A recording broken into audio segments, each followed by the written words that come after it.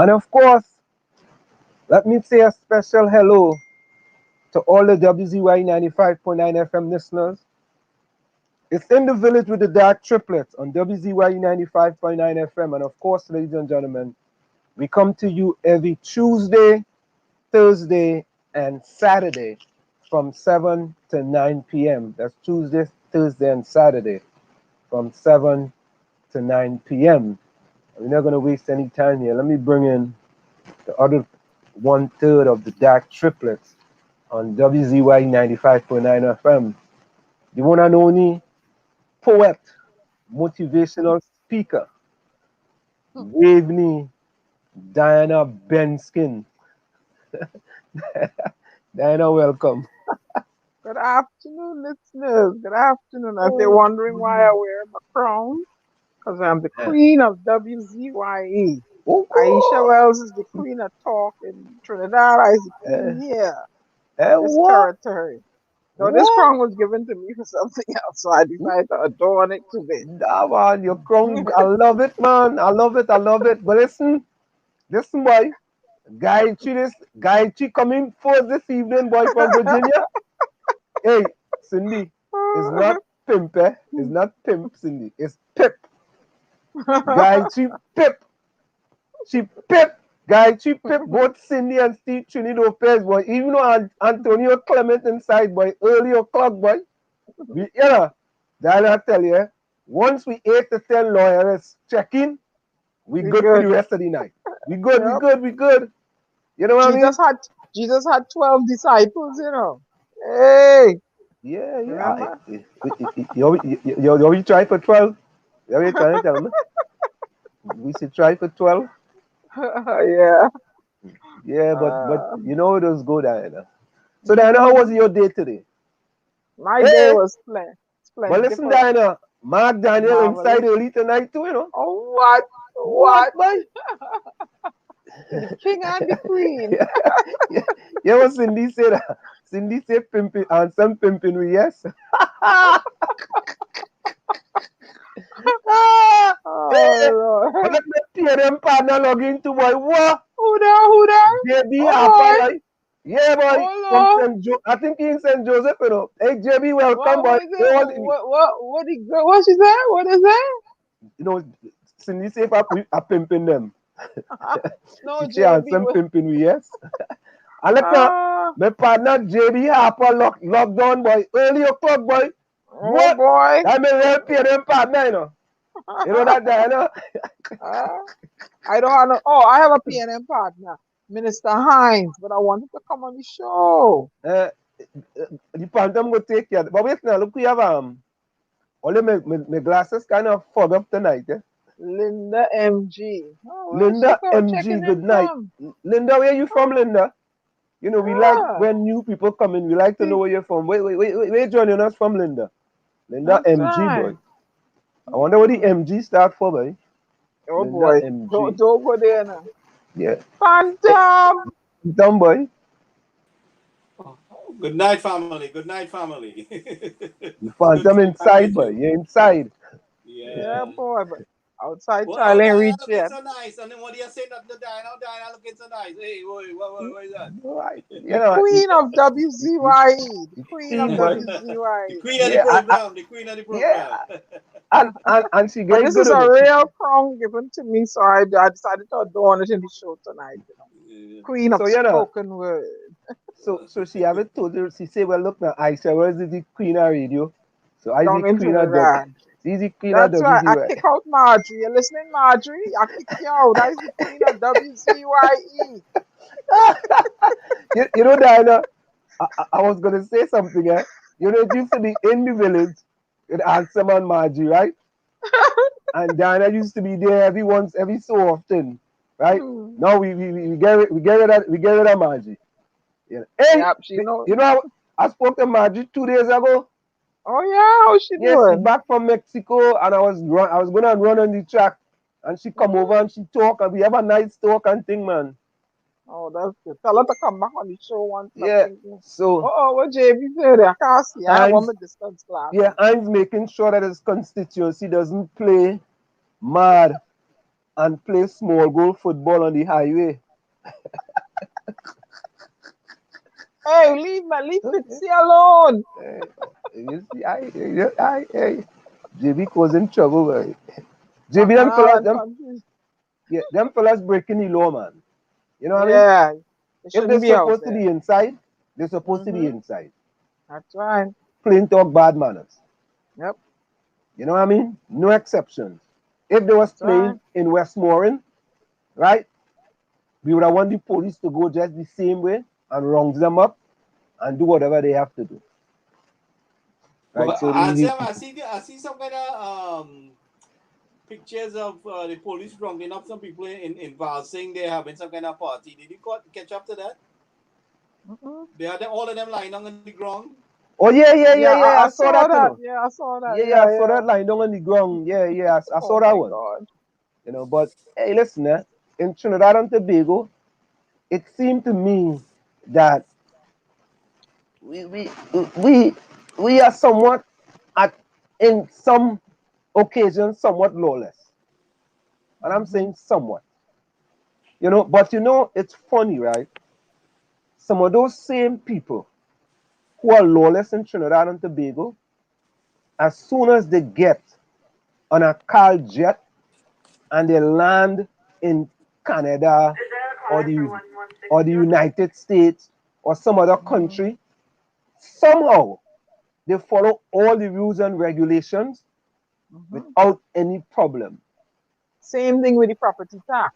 They beefing down there to pay it. But if you have property here in the United States or England or Canada or wherever, you must pay a property tax. You must pay it. And Diana, correct is right. You are 100%, well, let me tell you, 150% correct. I In had to that, pay mine. I had to pay mine the other day. Otherwise, it would institute a lien against your property. You But understand? that's why You we don't have want to to pay. encourage it in Trinidad and Tobago because PNM didn't have we build no house. We catch me tail, planting rice and cutting Yeah, cane. but Gary, if taxes will help with the infrastructure, why not? You want better health services. You want better How we paying that training Diana? We don't have programs. income. How we paying that? How we don't have income? But Gary, if you want better for the country and your own The property there, property tax I in think America has a different tax structure. In where the local tax pays for the school system. In Trinidad, we pay it on a national level. I So it's think a different structure. It's a I different hear you, structure. Gary, but I don't see nothing wrong with if they're paying taxes and Well, I everybody mean, is benefiting. let me tell you something. What I know my family went through to get a home in Trinidad, and we had no government support, nothing at all. Nothing at all. We couldn't get an NHA loan. We didn't even know how to start that. Okay? It was burn your belly and get what you have. So come to watch and tell me, tell me the value and what they want to come tax it is war. Is war on my part. But Gary, how are we going to you see this? And that is where I'm gonna speak up. I nobody Plus, know how I burn my belly to get what I want here too. I work all kind of double shift, triple shift, quadruple shift, all kind of job, three job, four job, all kind of thing to get what I want.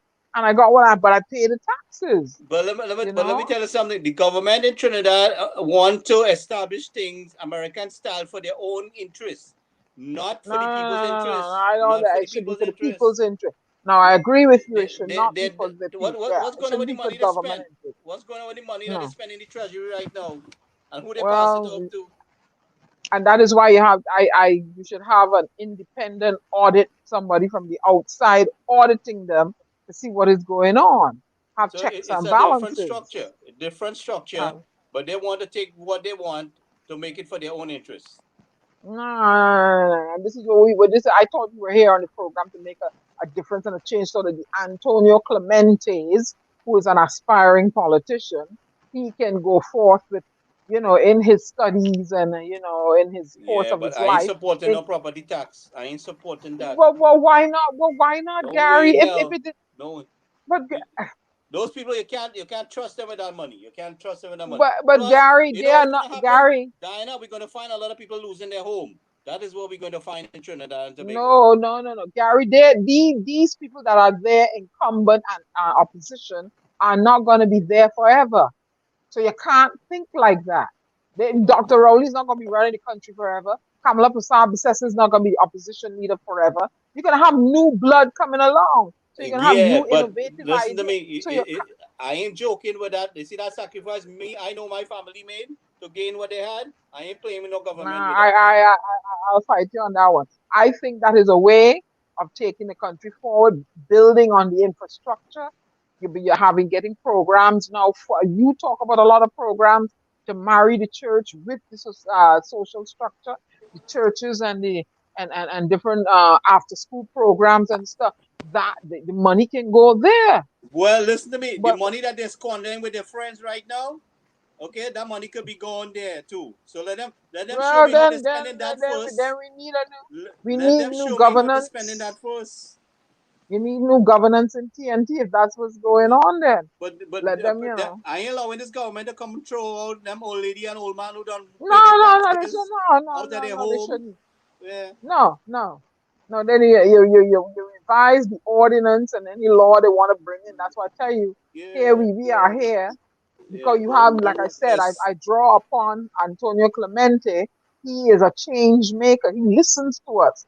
And there are yeah. many Antonio Clementes within the population. I can't call their name, but there are many Antonio Clemente. The Anna Roberts and the Lydels are not going to be there another 30, 40 years It from don't now. matter who it is, Diana. What I'm saying to you is No, the wait, property let me, tax is out of the question. I ain't supporting that no more. Gary, You know. but Gary, hear me. Let me use the United States for example. When they made a proposal to free the slaves and let them be able to vote. Yeah, you had opposition to that too, right? So, but look what happening now. We have a black vice president and we female and we had a black president. So don't say no. Don't say no to that because somebody opposed Abraham Lincoln when he decided he going to free the slaves. Somebody get up, I guarantee you. I said, what you gonna do with all? What you crazy? Somebody opposed him. So I will, I will defer to say no. Don't say Well, no to property It's going to be taxes. a lethal fight from my corner against this Well, it property was a tax lethal because fight to government free black in people Trinidad and Tobago too. has been squandering It our was a money. lethal. It well, was a lethal fight to free black people too. And look where we are. well. Let me say this, right? If we got to take an example, because we follow a lot of things that United States of America do, and if you could live in Trinidad and Tobago and own property outside of Trinidad and Tobago and pay property taxes and don't want to pay property taxes in Trinidad and Tobago, you are unpatriotic. You are Amen. not patriotic to your country, right? So You what should means to be. say that your own country, and for example, Gary, you live in a community. In your community, they pay taxes, and taxes go towards the school, taxes go towards the road, taxes go Mm-hmm, towards employing people in the community, taxes go mm-hmm. towards a lot of things, right, to improve the community, Yep. right, in all these Well, different it's a in, different in, structure, Anson. It's a no, different but let me structure. finish. But let me finish though. But Wait, let me finish wait. though. You see what it is that we want to pick and choose though. We want to pick and choose, right? We want to cherry pick certain things. To me, property taxes in Trinidad and Tobago, the wealthy, right, will bear the most of those property taxes in Trinidad and Tobago. You don't want to go to a family in Chumaka Clavanti who have a little board house and have a little land and tell them they have to pay $1,000 a year in property Why taxes, not? Why right? not? No, because Why not? Gary, the way they do it, they had a revaluation in Maplewood, for example. All right? And in Maplewood, there's two sections. There's a section they call Maplewood, and there's a section they call Maplehood. You know why that is? Because the Mm-hmm. black people live in Maplehood and the white people live in Maplewood. However, property taxes was disproportionately assessed on the people who live in Maplehood, because I was part of that committee, and I said, no, or you can't do that, right? They had a revaluation, and when they had revaluation, people who live in Maplewood, all of a sudden, they're paying real property tax because, sorry, folks, but I lived in Maplewood. I really didn't know of Maplewood. I just didn't know of it. I lived in Maplewood. However, Gary, those taxes. So your area, your area neighborhood, Maplewood is considered what? Maplewood or Maplewood? Maplewood. Okay. So I was fighting for the people in Maplewood. You understand? Because what happens is that close to Irvington down there. That's a section close to Irvington, is not it? Like correct is right. It's close to Newark, it's close to Irvington, it's close to Union. Yeah. But you know what happened? You know what happened, Gary? No, we have endless people who are white want to move into them community. You know why? Because the property taxes is lower. Yep. All of a sudden, that Maplewood now, people they don't even call it Maplewood again. Boy, if you see white people want to move into that neighborhood, you know why? They want to move from Maplewood because of the school systems. Right? And if I can move into Maplewood and pay lower property tax than move into Maplewood, I still living in Maplewood. Yeah. I can enjoy all the benefits of Maplewood. I can enjoy the parks. I can enjoy the school. I can enjoy the libraries.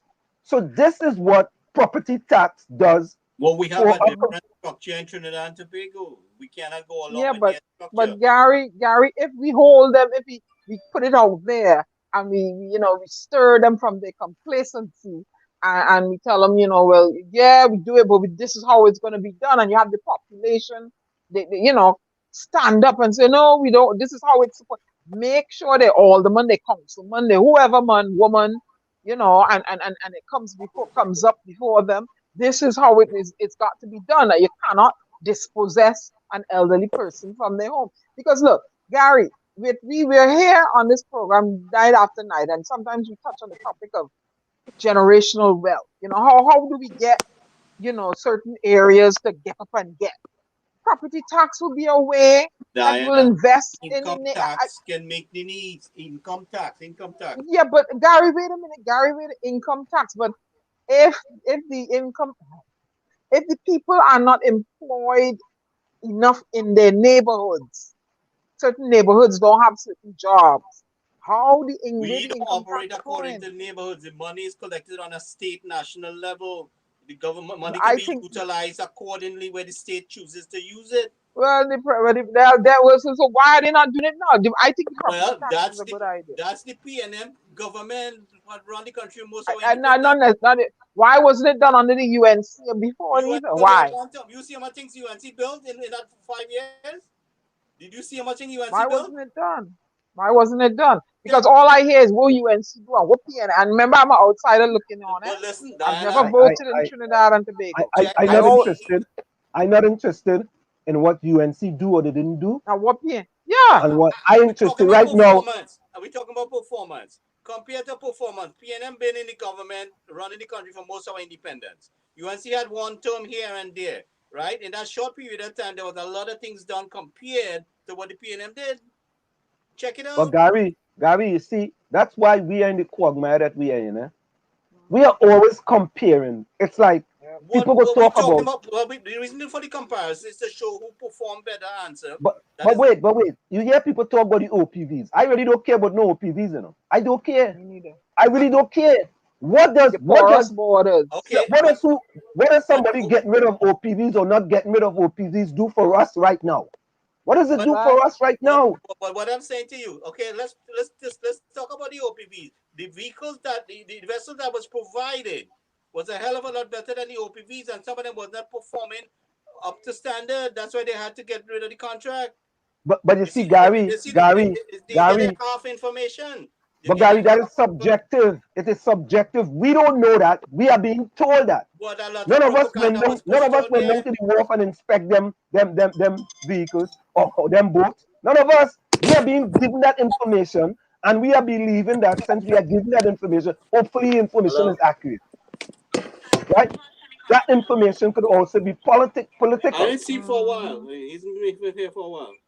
Right? So to me, I fully agree. I fully agree with property tax in Trinidad and Tobago. And the reason why I agree with that, because I believe in property taxes. So 𝗪𝗶𝗹𝗵𝗏 is saying, let local government work for the people. Correct. I agree with that. right? Central government, what are you saying? Central government have to find everything consolidated fund, have to pay for garbage collection. Look, you know, that's a good point too. Garbage collection in your community. You know what I mean? And think about this, eh? If we have to put out the garbage, we in our communities, it's different. Eh? I gotta say it's different. Eh? Our garbage stay in the back, and the people come to the back, right, and take it out, right. But no, you have to put your garbage out front because they're trying to save money and save time. So to me, so Gary, let me ask you a question. What do you think is a substitute for property tax? I think he dropped out. All right, I think he was. Temporary. But yeah, but I mean, so Diana, I think that you see, we tend to cherry pick certain things, when we especially when we from Trinidad and Tobago, right? For example, in Trinidad and Tobago, right? Whenever it rains, you know, in Trinidad we say rain falling. You know, in Trinidad, in America we say raining, right? And sun shining. And sunshine, the sun hot. Whenever it rains in Trinidad and Tobago, right, it floods. Or if it doesn't flood, that might be an excuse for you not to go to work. And we will say, well, that's a cultural thing in Trinidad and Tobago. Okay, fine. That same person who, when it rains, don't want to go to work, will come to this country and there will be 12 inches of snow on the ground and they have to get to work at 9 o'clock. They will get up 5 o'clock and make sure they get on the train or the bus to get to work on time. Yep. So it's actually selective. It is very selective, and we continue to allow those type of behaviors to happen. You know, and we have to stop that. Yep. So, you know, I am all, because how are we going to? You have these people. If you're banking somewhere and you're not seeing any return on your deposit, you know, you're constantly dipping your finger in this ink, dipping your finger in this ink. That's a bank, right? This political bank. And you're not seeing any return. What return are you seeing? I was having a conversation today with someone, and I was talking about, you know, Port of Spain and the environment. And I was talking about building generational wealth, because that is what is lacking in the Black community. Generational wealth. You have, you know, you have these people dependent. Here's what is this curse, I call it, right? Because I've been into these places. You have these people who have inherited, and I'm not downing on anyone, right? But I just want people to do better, because, you know, the same thing all year after year. I want my people to get generational wealth, not be in the same situation. Your granddaughter come and inherit this, and what? And you can't sell it. You can't build equity in it. You can't take it to the bank and get a loan to do anything with it. Yeah, you're paying a cheap rent. Yeah, they go come by every 5 years and splash some paint on it. How does that help you build generational wealth? And that is the key to getting yourself out of situations. Now, I saw the alpha female in my household. I don't know. I don't think she went past second standard. And she was subjected to certain abuses from the alpha male. And I said, and in my head, I made the correlation. I said, you know what? I don't want to be like this when I am a certain age. And I am not like her when she was my age. Because I made the connection early and I said, I want to be. And an investment in knowledge pays the best dividends. I invested in my education. I invested in some because I wanted. So I want someone to go before these people and talk to them and say, is this what you want 20 years from now? The same thing? Well, you can't take it to the bank and get a loan to do nothing. You're just paying a cheap rent, flash some paint, and that's it. Generational wealth is what it gets you out. And property taxes help, you know, invest in certain neighborhoods and build up the infrastructure, fix the drains, build a building, you know, develop after school programs and all these things. So that's what we should be pumping generational wealth, because those people that you elect, they're taking care of their families, you know. They take care of their families. So stop voting on this cult-like behavior. Vote You can do the same start thing with income thinking. tax, Diana. It's the same thing you could do with income tax. Oh, But because how many people work and they depend on what? That income tax, correct me if I'm wrong, goes toward funding the national insurance scheme, right? Am I I, right I, or wrong? I don't know what to do with income tax in Trinidad. I don't know what to. Oh, you're How talking about much can income you tax. pay Oh, out of income it? tax. Oh, I thought you were the talking income about tax, property tax. the My treasury bad, is my not bad. limited to one particular section of the country. It's how they're distributed. It's how they're utilized. But the income tax goes toward the The, national the, insurance scheme, the and you income have a tax whole lot of belongs people to the National relying on Treasury. that. Government can allocate it whichever way they want, which they've been doing. So Yeah, and I understand from Imbert the other day, he said that a lot of these businesses and SMEs, they're not set up correctly, and they're not paying their VAT and well, all that. And I that's his believe, government and responsible to VAT. collect. So, you know, so what kind of shim sham society you have then?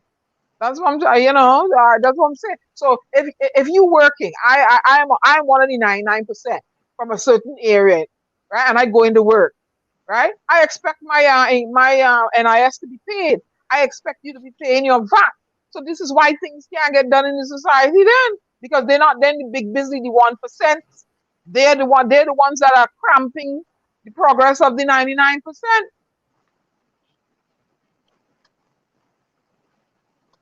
Generational wealth. You either inherit it or it's redistributed or you acquire it. And that is what's killing Trinidad and Tobago. The same generation we're going around and around and around. And certain population is getting it all the time. And you know, according to my man Adrian, Cyril, children catching the tail to try to do something. No access to capital. What do you say, in Anslam? Economic Economic empowerment. development, economic development, economic empowerment, economic inclusion, and access to capital for black people and black businesses. You know what I mean? And Diana, as you say that, you know, I had a discussion today with I'm gonna call my partner name, man. His name is Heavy. I don't even know Heavy real name, man. Right? All I know Heavy Uh, from Heavy them and fellas from the ghosts. yeah, Ian Ghost. Them fellas from the Hey, truth is ghosts, all you unbelievable. listening? Yeah. From the truth is unbelievable.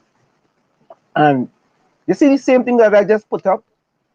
I Mm-hmm. talking to them fellas about that, and you know them fellas tell me, but Wall Street, how you go stay in the P&M and talk about economic development and economic empowerment and economic inclusion and access to capital for black people and black businesses? You have to come out the P&M to talk about that. You have to go and join our next party. You know, I don't know what them fellas and them eating or drinking or smoking, you know. I really don't know what it is. But you are telling me that in order for me to focus on this, I have to go into another party in order to focus on this. I mean, I don't get it. You cast it, okay, for all the years what PNM do to people, you think them going to ever do that? All I don't know that it might not happen in my lifetime or your lifetime, right? Thank you. But who will Thank stand up you. for it? Or they go just Thank leave you. it for it to continue just so and say them ain't gonna do Thank nothing you. about that. Thank you. That's all they want. But I tell them I don't like to. This is not boasting, right? It's it's 2 decades and 3 years I worked at the New York Stock Exchange. You know what I like telling me? I run track and field, right? And I run the half mile and the 1500. What them is telling me is that you know what, Wall Street boy, you should give up the 800 and the 1500 and go and run the quarter mile now. Go and be a quarter miler, right? That's why I just tell them just jump from party to party. That's not me. I want to be the change I could see in the PNM. That's why I staying in the PNM and fighting for change in the PNM. So black people and whoever want to put yourself in as black, you could include in that. What all you should be doing, right? All you should be saying, yeah, Wall Street fighting, for the 𝗪𝗏𝗘 to worship empowerment center on Duncan Street. All they should get on board and fight for that too. Wall Street fighting to get the buildings in Chumakat painted and the building renovated. All they should get on board and fight that too.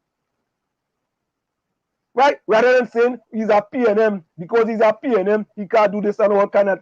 I mean, you know, it's like, you know, boy, I ain't gonna lie, eh? There are two playbooks in Trinidad, eh? Two playbooks. It have a PNM playbook and it have a UNC playbook. Right? And that's all them like to follow.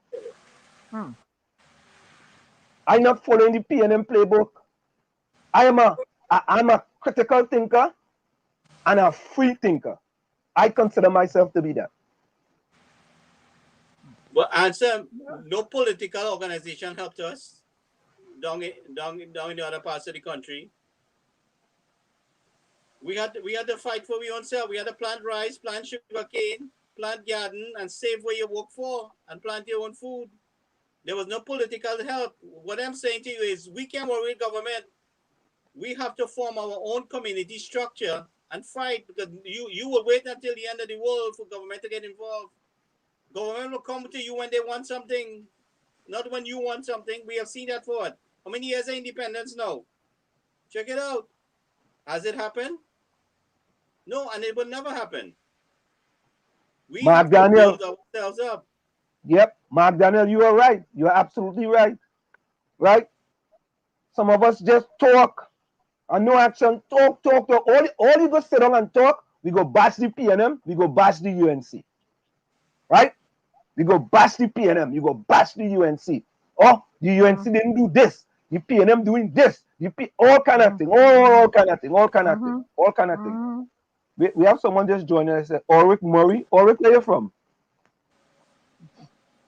𝗪𝗏, boy. Oh, 𝗪𝗏. I think 𝗪𝗏 is my partner, you know. I think 𝗪𝗏 is one of them fellas from The Truth Is Unbelievable. 𝗪𝗏, is that accurate? I think it's you, 𝗪𝗏. I don't want to misdiagnose who you are. Right? So what it is that what we have to fight for, you see those people, you see those vendors, from the bacon shack person, the double vendor, the guy who going out there to sell his chow or whatever it is. We have to fight for those people to succeed, to build a business of what they're doing and not be oppressed. That is what we have to stand up for. You see how them vendors getting taken advantage of? That is what we have to fight for. All the vendors who trying to sell in Port of Spain or around Port of Spain, that is what we have to fight for. The government has to provide some avenue for them to make a living. I don't want a government handout, and I'm never going to ask government for handout. Let it give it to Faris. No, Gary, no, Gary. I ain't agreeing with that. Anyway, Gary, you see, look here. This is the vendors on the street, police giving them a hard time. All they're selling is mango. Watch. It's mango. They're trying to make a little living. Them a thiefing. Living a little living, leave them alone. Then just following the regulations. All they're going on, all they want to get them people ticket and thing, boy. That's wickedness. That's wickedness. Leave them alone.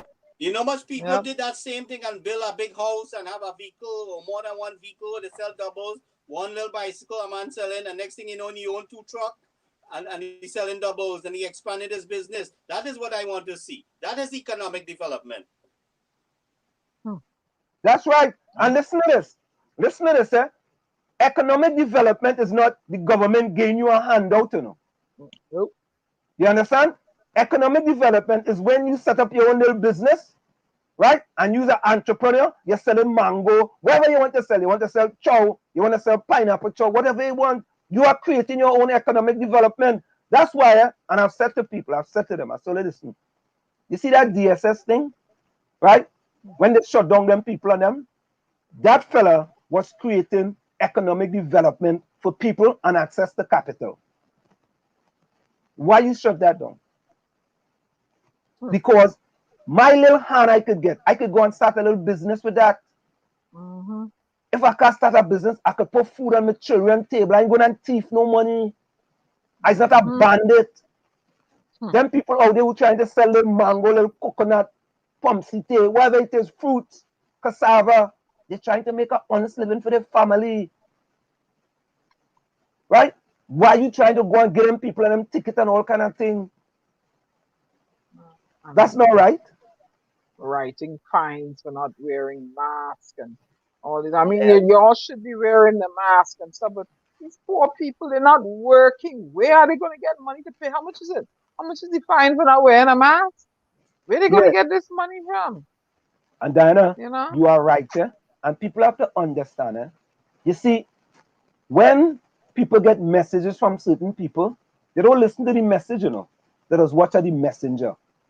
Mm-hmm. For example, if Philip Edward Alexander come out and give you a message, right? The message might make a lot of sense, you know.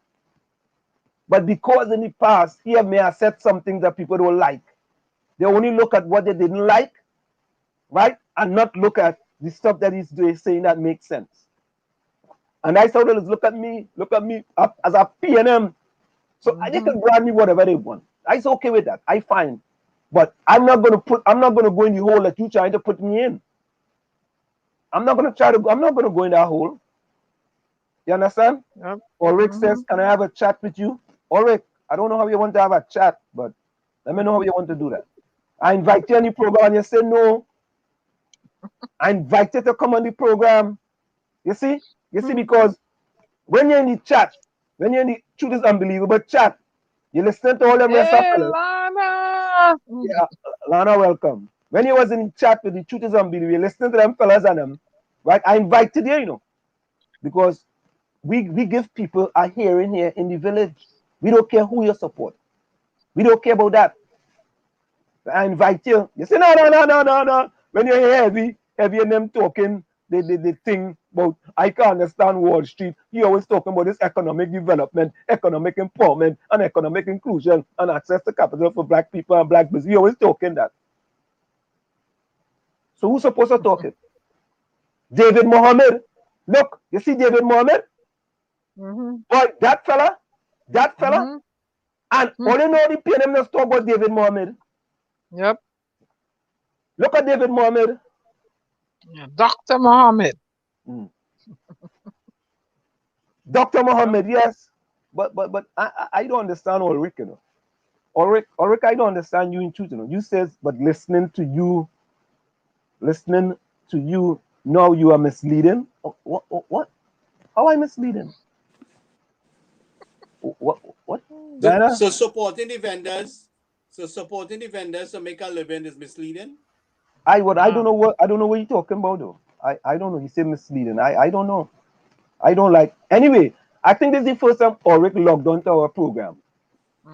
So he doesn't have a history of us showing all the poor vendors that were suffering on the streets of Trinidad and Tobago. Because Ulrich, the other programs in Trinidad and Tobago, they don't talk about the things we just talk about, Yep.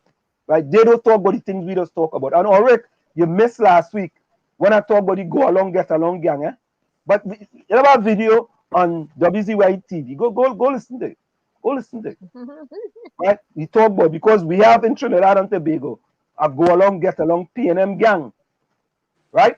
And I talk about that. And at some point tonight, I will talk about I add another few people to the PNM Get Along gang, the Go Along, Get Along PNM gang. I will add some of that to that tonight too. Right? Well, Yeah, Ulrich say, I've been away too long. You have been away too long. I don't know. Away. Answer. He tried to tell you don't know what's going on in the country. On the country, yeah. No, I think Ulrich you live in Trinidad or you live in foreign? I can give history on the vending. Yeah, I think Ulrich live in Trinidad, I think, I ain't sure now, right? Ulrich, tell me if you live in Trinidad or if you live in thing. Lana, we want to welcome you as well. Of course, Lana is another one of our loyalists, Lana. Lana, thank you so very kindly for logging in. So Ulrich, put a little solution in there for we now. Put a solution. But we like to deal with solutions too, We like to deal with solutions. Put some solutions so we put one solution that. Well, I got some good news anyway. Yeah, all right. Okay. A young lady that I helped to get her exemption to go home, and then I helped her through certain channels when she couldn't. when she couldn't get her nursing license from Trinidad, they were going to Rounders. She got the license, and then she ended up waiting another 6 months. Anyway, they put her straight to work after a little rant and rave. After a little rant and rave, I decided to go and do my thing. All right, straight to work, no orientation, straight on the job. But she's an experienced nurse from New York. You understand? She spent her extra number of years there, so she's straight to work. The lady who had the death in the family, she couldn't make it on the private charter, but she got approved for the flight on June 12th. All right. One more person on that flight, so I'm happy she's getting home to go straight in her business, trying to get a few other more people on that flight. All right. I had, I think, I don't know if I mentioned that one student up in Ireland getting to go on that Barbados flight. So we have a few approvals and some people still waiting. So making some progress on that aspect. And Gabby, Ulrich always said I was once the president of the vendors at one time. So Ulrich, I invite you to come and talk. And you see, you let the people in the truth is unbelievable sway you for you to change your mind. You see, Ulrich, did I invite you, or was it Ras I invite? I don't remember. I don't remember. Ulrich, we will invite you to come on WZY 95.9 FM in order for you to voice your opinion. We want to have a varied amount of opinion. That's what we are here for. Rose, welcome, boy. And I don't know our loyalist, boy. Rose, welcome, eh? Welcome. You see, Ulrich, I was right. You see, Ulrich say it was me. You see, Ulrich, you're very inconsistent. There's one person in the truth is unbelievable. And once you come out of that gang, you see, you are part of the go along, get along gang too. You see how you prove me right? You are part of the go along, get along gang. I go add you to that, but you might be the first non-PNM. I go add to the go along, get along gang. You go be the first one, right? Because when you wasn't there, was a different story. Now, you seem to have a better understanding once you get out of the go along, get along gang. You see? Of course, Ulrich say it was me. Where's Tommy? Tommy not joining. Anybody who want to tell you that you don't know what's going on in Trinidad, tell them we're staying right here in America and making things happen in Trinidad. Tell them we did That's right. Nope. We're not here. We're not there. We're not there. I mean, you before the pandemic, you're down there 5, 6, 7 times a year, and you're spending 3, 4 weeks at a time. Me, I mean, I'm not there. Or you know how much money I spend in Trinidad and Tobago when I come there? Well, do you think about it? I just stay right here and get all the information I need, more than I need to. Yeah. Sometimes we get stuff before them. I like people like Ulrich, because they are very consistent in their behaviors.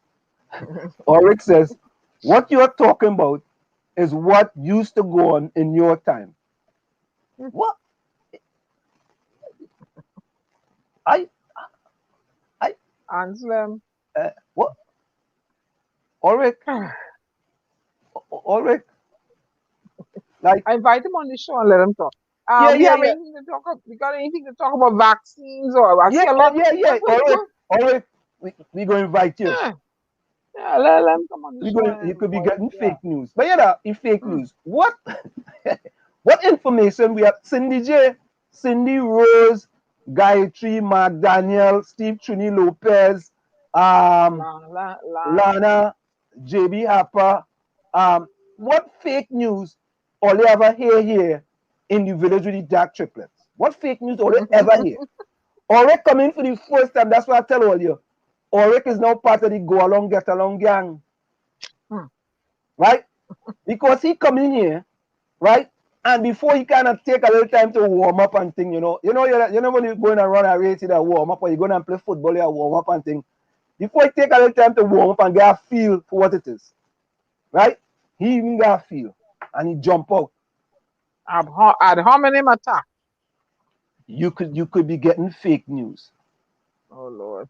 But Ulrich, as you say that, here is fake news. This is fake. Well, they say so-called fake news. Listen, Ulrich. We just have things on demand in here, You know, this is what they call in, and I want to play something by Stuart Young too. Where is it, boy? Oh, here it is. Here it is.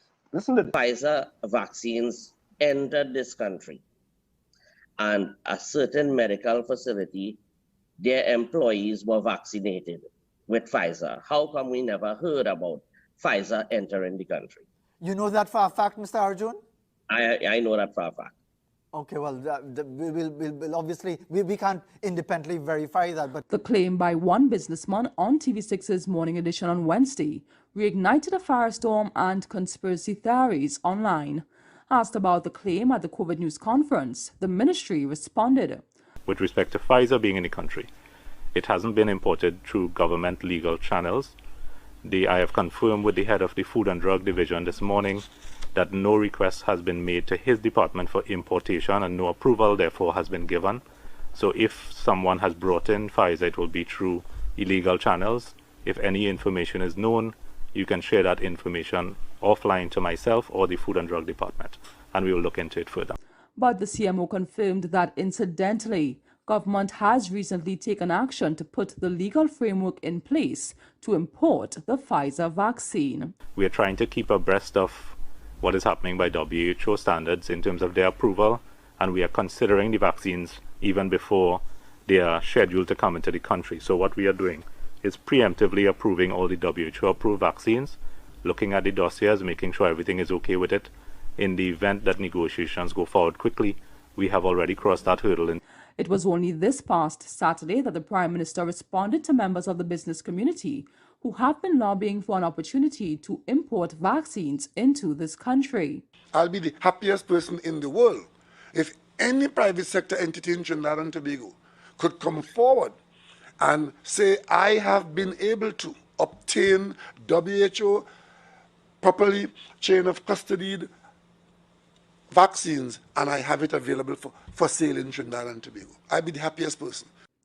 With respect to the claim about a secret shipment of vaccines, on May 11th, TV6 received information from an employee at Piarco International Airport who alleged that a shipment of vaccines had arrived under the cloak of night, one day after TNT received its second tranche of vaccines through the COVAX facility. Shelly, you know they're bringing vaccines tonight again, but only one box. They keep it at real hush, all of them here. Well, not the minister not here, but everybody else. While we contacted the Ministry of Health today for a response to the caller's information, we await a response. Vanessa Cutting, TV6 News. Just recently, today, the Commissioner of Police released a report indicating that they have investigated this situation and it appears to be fake news. Right?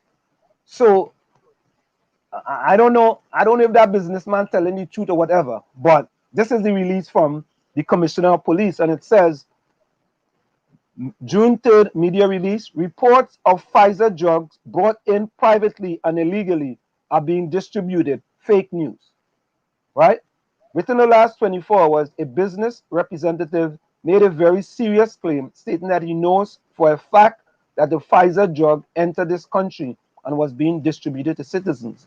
If this allegation was accurate, then it meant that a very serious crime had taken place.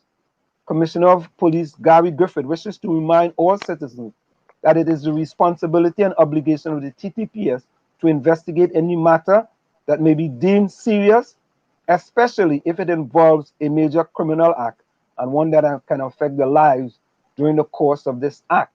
And an official report may not be required for the police to ignite such investigation, right?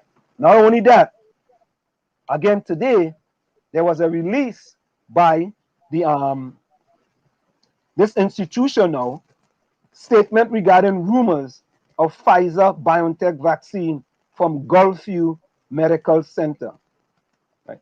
And sometimes I had to kind of make this a little bigger, folks. We understand that you may have questions, but this is their valued visitors, patients, and followers. We understand you may have questions, but please be advised, Gulfview Medical Center is not currently or have been in the possession of any COVID-19 vaccine, including the Pfizer-BioNTech vaccine at our facility. We strongly stress the need to avoid sharing unfounded speculation and rumors in any matter and across social platforms during this time. We are here for you during this pandemic, and as we move forward, our commitment remains to safely care for you and your loved ones while taking every precaution in doing the best for them and the community we serve. Right? So, I don't know. Right? So, Ulrich, it appears that this is fake news. Right? Answer. And we have the. Go ahead.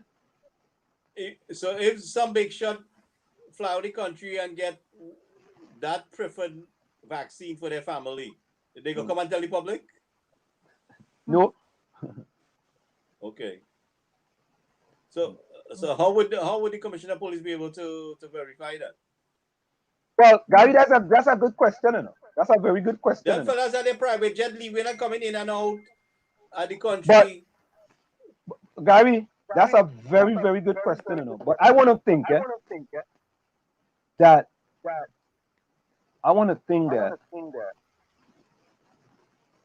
the Trinidad Tobago Police Service did an investigation so far, and in order for him to release that statement, somebody again feedback from someone. In order for them to release that statement, right, they had to have information that we don't have, right? So, I mean, it could be that vaccine is in Trinidad and Tobago illegally, but we have to wait and see. Diana, could you send Adrian the link, please? I did. He's coming on in the background. I did. Okay. Okay.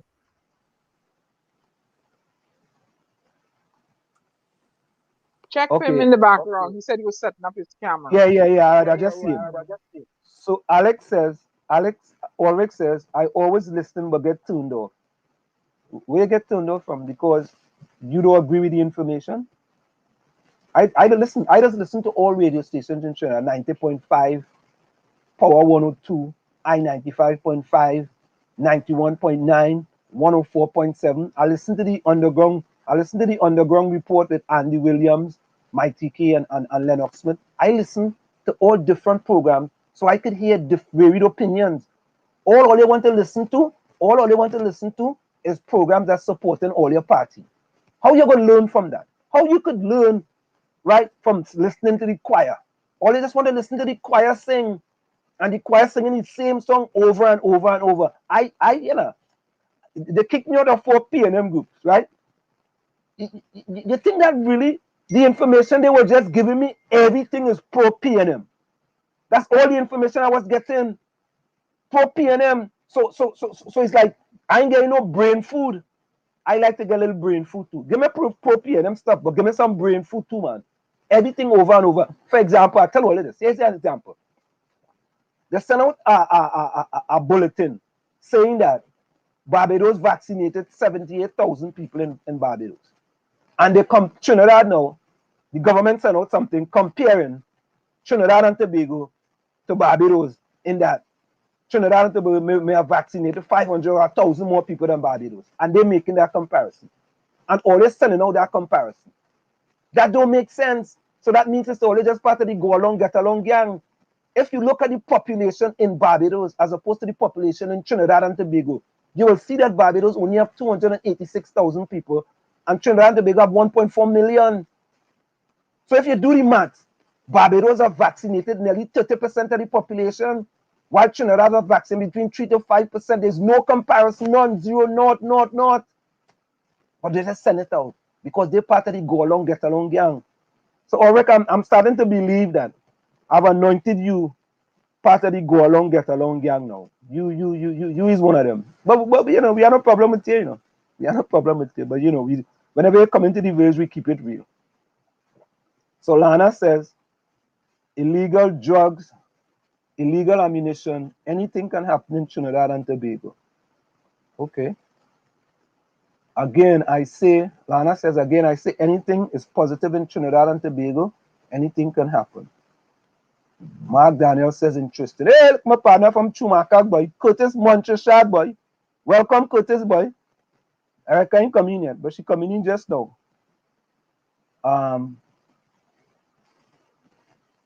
What is that? What? Good night, everyone. Yeah. What my partner said, as I said today, once you support someone of another race calling black people cockroaches, and the prime minister who claimed to be proud black man, and Dido said nothing, what does that say about you? It says I'm very intelligent. I'm a free thinker, and a critical thinker. Thank you so much. But we addressed that. We did not agree with that. You come in here late. We addressed that.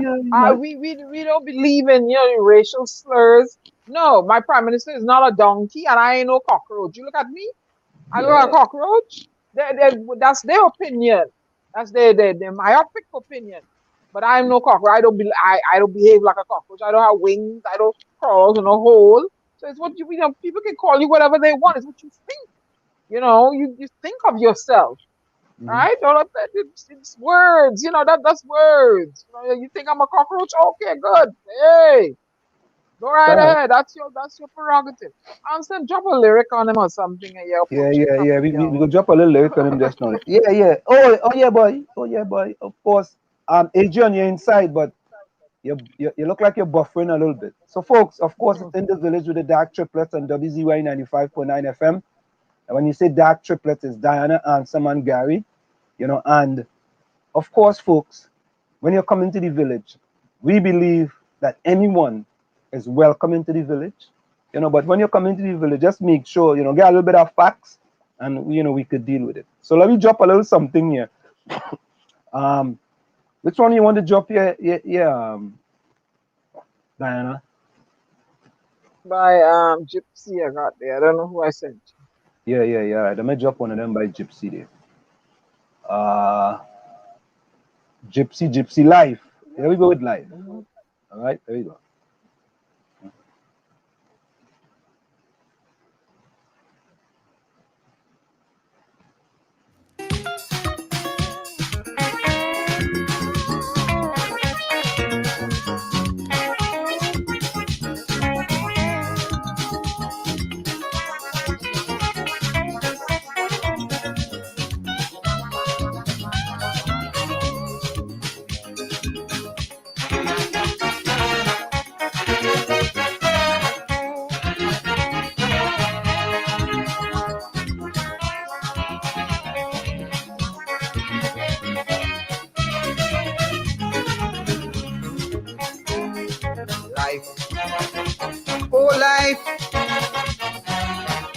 What is life? I would like to know. Seems like only woe, sorrow.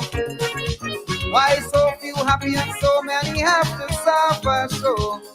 The rich man oppress the poor man while living a happy life. The poor man still on the corner catching the backside to survive. Nobody cares. Nobody here is crying because life is a struggle. With too much at trouble, that sometimes I feel like I could die. But my heart keep beating and my blood keep flowing, and that's just what keeps me moving on and on and on and on. This life of torment and confusion, oh life.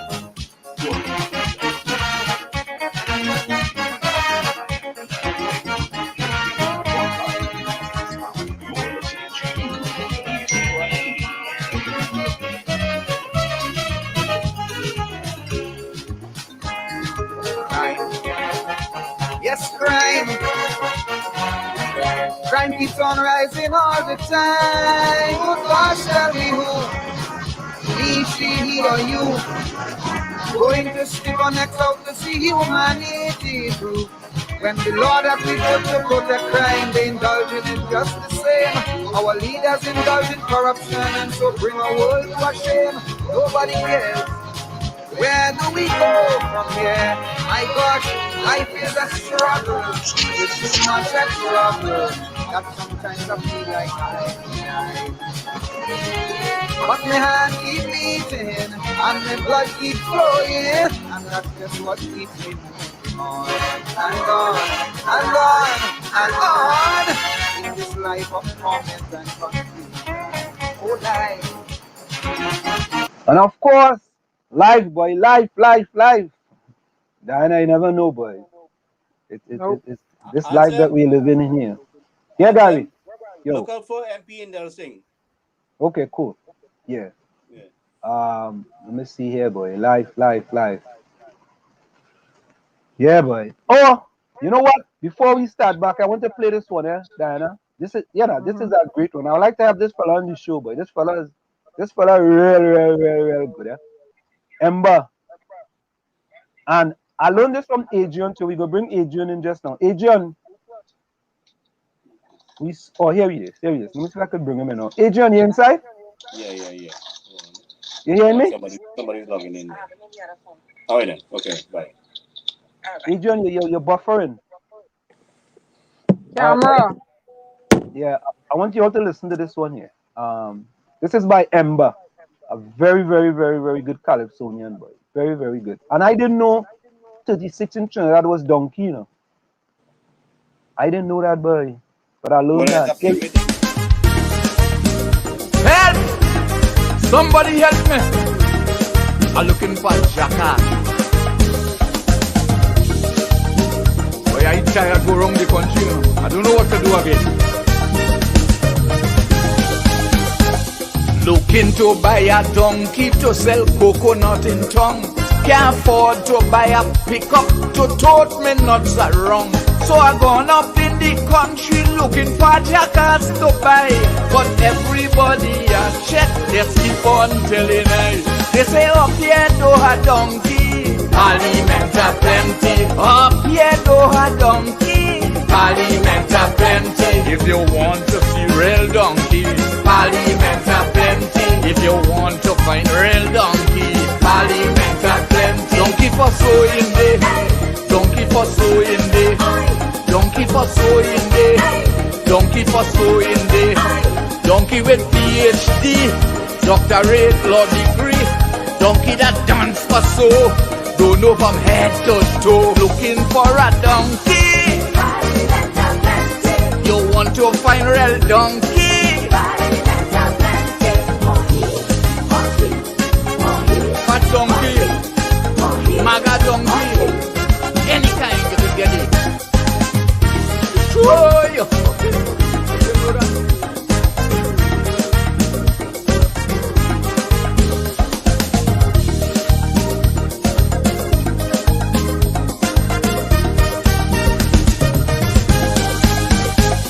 I went down south in Rancho and also Lofino. Fight up Mondo Nevo and Brasso Seco. They say it have a old man, he bound to have a few. But when I check the old man, he and all same too. He say up here do a donkey, aliment a plenty. Up here do a donkey, aliment a plenty. If you want to see real donkey, aliment a plenty. If you want to find real donkey, aliment a plenty. Donkey for sewing day, donkey for sewing day. Donkey for sewing day, donkey for sewing day. Donkey with weave and rats, even bald head jackass. Donkey that straight and gay, donkey that gold and grey. Looking for a donkey, you're looking for a donkey.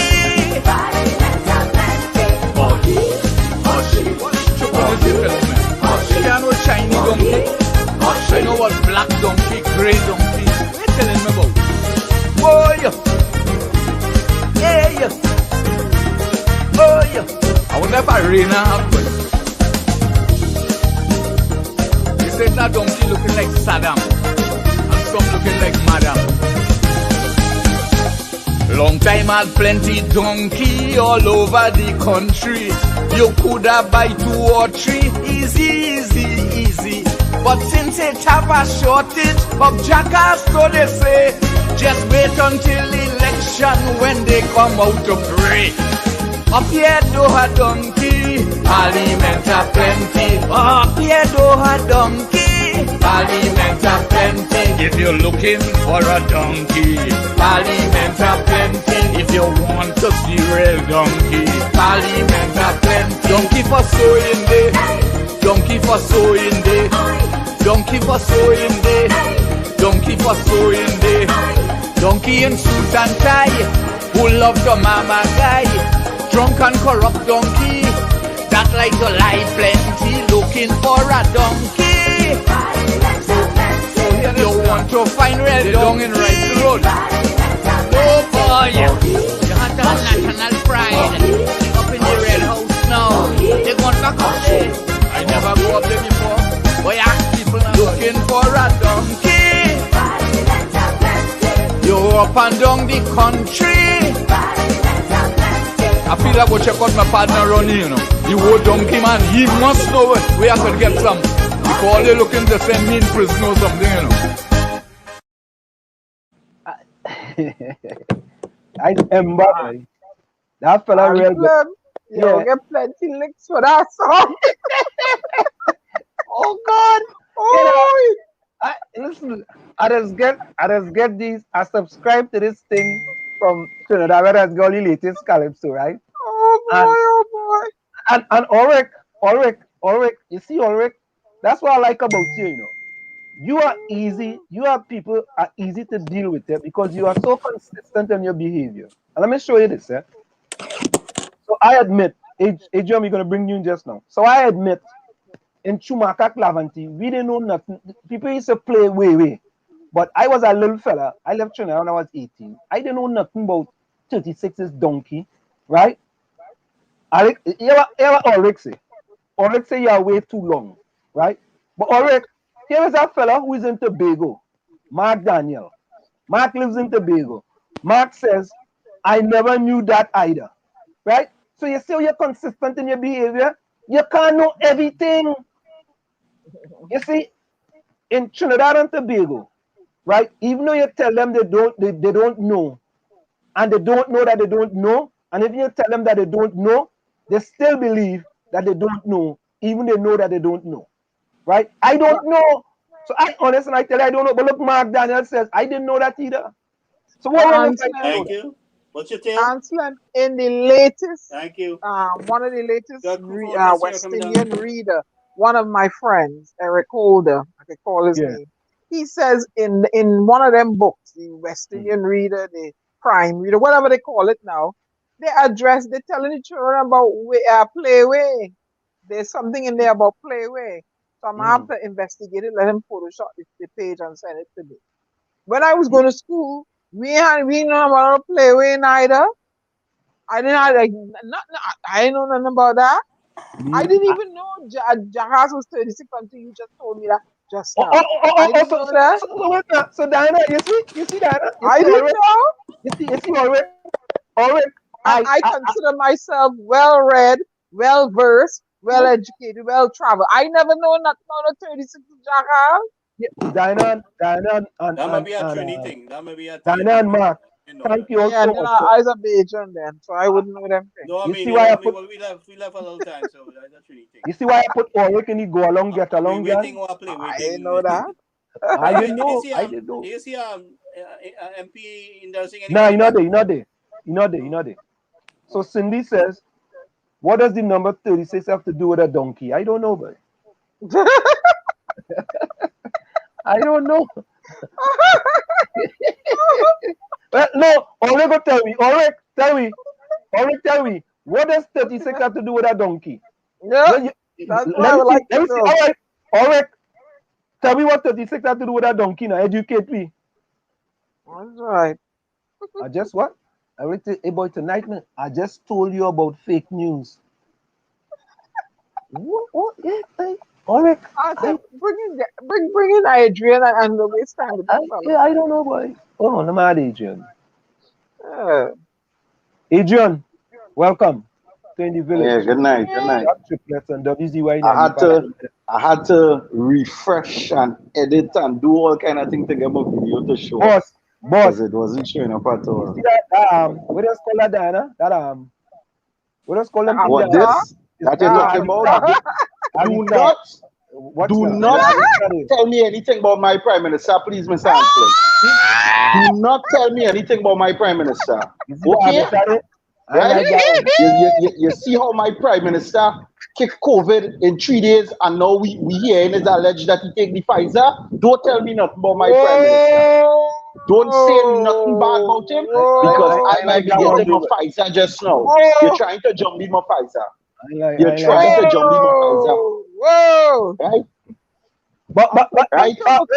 Adrian, let me ask you a question. We have a UNC fella here named Ulrich. Ulrich is part of the group called the Truth is Unbelievable. Yeah, I see Ulrich talking there just now. Yeah. But I like him because I like to deal with people like Ulrich. I like to deal with people who are very consistent in their behaviors. I love to deal with them. Right? So Ulrich is our old mark in play. We know that. But why they getting number? Everybody know that.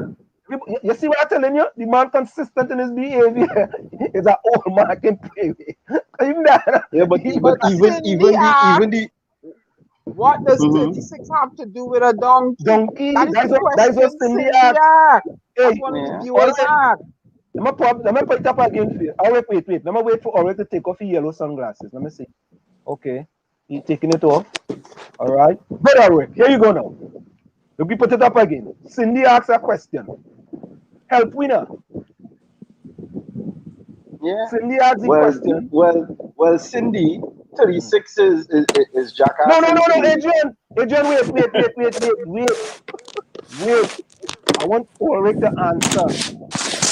Ulrich, here what to do? Go and use Google. Wait, let me see. He going on the computer. Okay. No, Ulrich is not GOO. Okay. Yeah. GOO. GLE. You use that one. All right. No, don't use AOL. That one don't work again. Or Yahoo. You can't. You have to use Google now. All right, he's using it. Let me see. But he coming up with nothing. All right, when you finish with it, tell me. But so Adrian, tell him, help him. 36 is jackass in the playway, which is donkey. Jackass is just another word for donkey. Right? The people on the street started saying the 36 in the tape. Right? Based on a song that came out where a man was talking about all they do 36 the thing. Right? After that, it started to go viral. The Prime Minister started to use the term, and then we decided we're going to actually say the word, which was do jackass the thing. After the Prime Minister heard it 2-3 times, he felt like it was okay for him to say it too. And he said it in the press conference, and everybody was so surprised they had come out his mouth. But at the end of the day, I just tell everybody the Prime Minister is a human being, and he can say things that would surprise you from time to time. As long as he ain't reached the mother so and so, I don't have a problem with him saying no jackass thing. As far as I'm concerned, that typical Trinidad analogy, right? So the 36 people just said to 36 the thing. Don't 36 the thing because that's how they get. Because originally the song had to do with when you hear 630, is a guy who came out with that song 630 and then it had the 36. So we changed it up and we just started using it as slang, and it gone viral. That is just how Trinidad does work. I said you get nothing the other day, and I spelled the nothing NOTHANGGG. And since I do that gone viral now to the point where people posting it now on the Prime Minister forum, where the Prime Minister say come outside nothing, curfew nothing, go in the grocery nothing. It's just a slang, it's a slang and people just run with it, So but I'm guessing that Mr. Ulrich on the live here, he's one of them special K children. There was the children who eat plenty Kellogg's when they were small and don't know that sunshine is also a cereal in our voice. I could understand. Just because your brand was a little more expensive than mine. The same cornflakes, brother. The same cornflakes. Adrian, just yours was a bit more expensive. Why you call the man special K? What is that one? Because that is what it's called them. Because if you bring enough terminologies like one party call one party a cockroach and this and that, both of them will say bad things and people doesn't notice that it's because we busy quarreling about those stupid narratives. they're doing worse thing, and we here bickering about small stupid stuff like who say cockroach, and who say banana, and who say monkey, and it have bigger issues than that. And that is why I will just never get the narrative. Yeah, boy. But Adrian, you know, we had the vaccine, the vaccine gate now. I call it vaccine gate a while ago. So we had the vaccine gate now in Trinidad and Tobago, and we're not absolutely sure. Well, the commissioner of police came out and says that the information is fake. The businessman who went on TV6 said he knew personally people who was involved with the vaccine coming into Trinidad and Tobago, the Pfizer vaccine. And then this other organization released a report indicating that they have nothing to do with no Pfizer vaccine. Yeah, but you see, look at it this way, answer. And I've been following this vaccine thing from the beginning, and from my page, like tonight, when I go live on my page, I go in with a big grin because I've been subliminally trying to tell them, right, that it had a private sector vaccine angle playing a while now. I couldn't come out and tell them exactly what I knew, but this what now come out now that David Welch and them running with. I knew about this about 2 months ago. I had a source that was telling me that this was a rumor that was floating around, right? So and that is why I did the live telling people that the government is setting up something for the private sector to bring vaccines, and it will now put the citizens in this country in a position to buy it from them, right? And if it's a case that we have a desperate shortage and we can't get vaccines from anywhere else, the government can now turn to the private sector with our taxpaying dollars and buy. So this what's happening now is just this being revealed, and the easiest way because we have good old Uncle Terrence in the press conference saying, you know, this was a company that me and my wife allegedly had connection with in the private sector, and then Keith Rowley now jumping off and cutting off the reporter and telling them that, listen, this is what we get from India, and he sent the conversation down a whole different road, but he never continued the conversation of what the reporter was asking Terrence about this alleged company that brought in the vaccines privately, that from allegedly rumored Terrence and his wife own it. And if you look at Keith Rowley's reaction in the press conference when the reporter asks that question, it's like you catch Uncle Kitos with his pants down, because Kitos was like, what he talking about?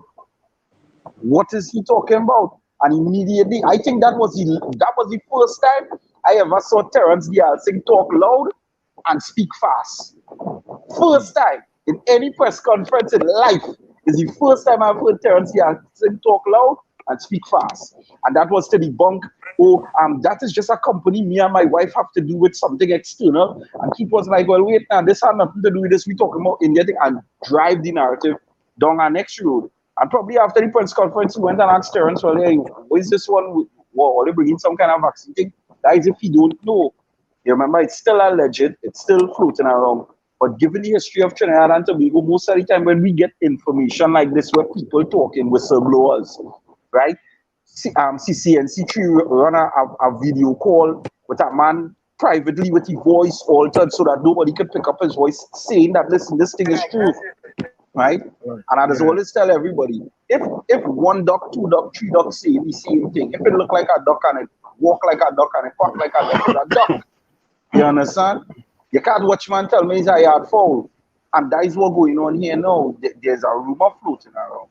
And a lot of people are coming forward and sharing information. And they're dodging. But remember, it's just last week this man stood on a podium and said, if the private sector was to start bringing vaccines, I would be the happiest man alive. Right.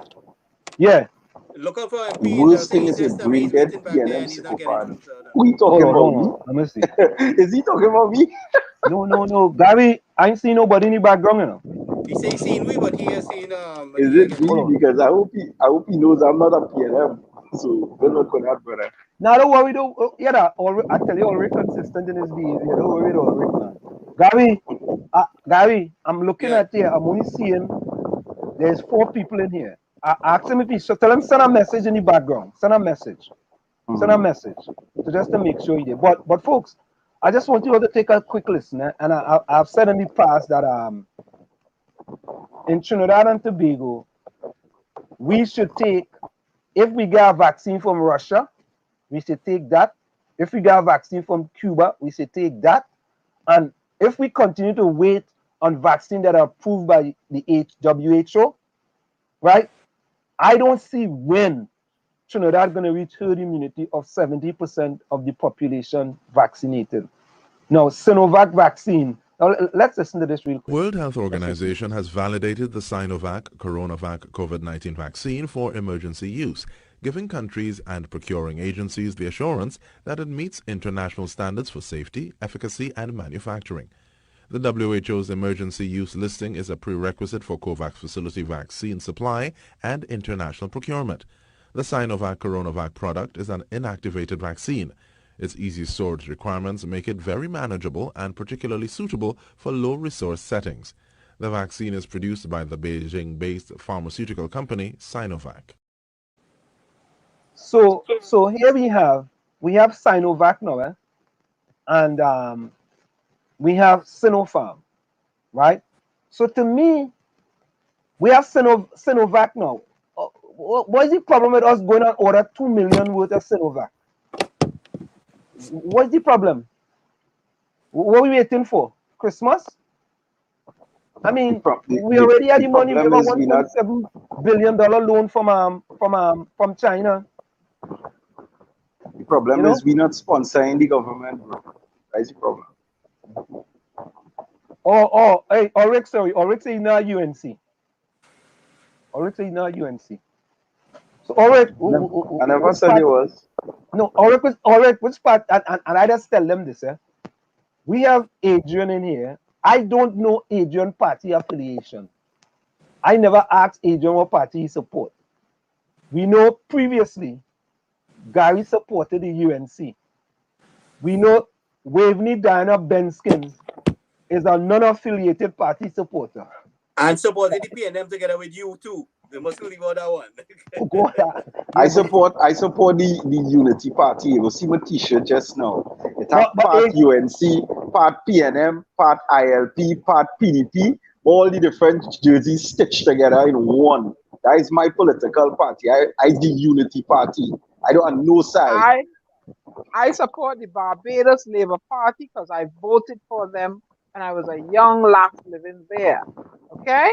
Good. I never, all they won't give me back my ID card in Trinidad and Tobago. So I can't vote. So, you know, but the way everybody behaving, I don't know who I can vote for, you know. I go Barbados and vote. Ulrich say you find her jumping all over the place. Who jumping all over the place? I jumping all over the place. Oh, me. Oh, because I was telling him why I jumped. Lana said she's supporting glasses for me tonight, but I'm supporting 100% Trin-Begonian party. Correct is right. Amen. I ain't Lana party. I like Lana party. But you know, Adrian, I hear some orange body tell me you're supporting the PDP, boy. Orange body. Well, whoever that orange body is, they're nuts, because at the end of the day, I like I'm not gonna deny I like Phillips. I like his policies, but I understand what he needs to do to change if he needs to become prime minister, and he's not gonna change that. And because of that, I can't support his narrative.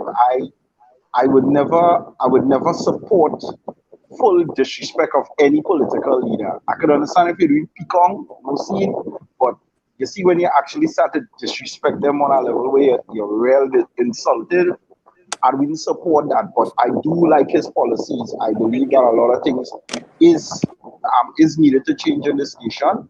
And I think the reason why I kind of support certain things that he does is because I know he has a personal vendetta against the 1%.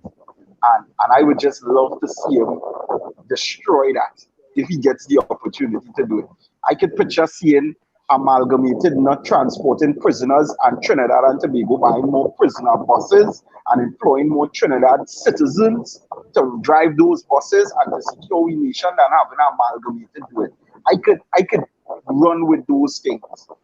I could see water treatment plants to give everybody pipe-borne water instead of all these big rivers running the water out to the sea and Okay, not being used. look up So here now. a lot of his policies I like. You understand? But other than that, he's just another one of them. Yeah. And you know what? Eventually we go get him in here too. You know, when we were on he is one person. If you contact Philip tomorrow, no, he go come. Philip will be on your show. Yeah. I know that. I know that for a fact. Yeah. So this past weekend we had a situation with Venezuelans coming to Trinidad unfettered. It's like, you know, they just come. Well, let's look at the Spanish boat coming in Trinidad, heading up by power boats up there, by cruising Saturday. In and out.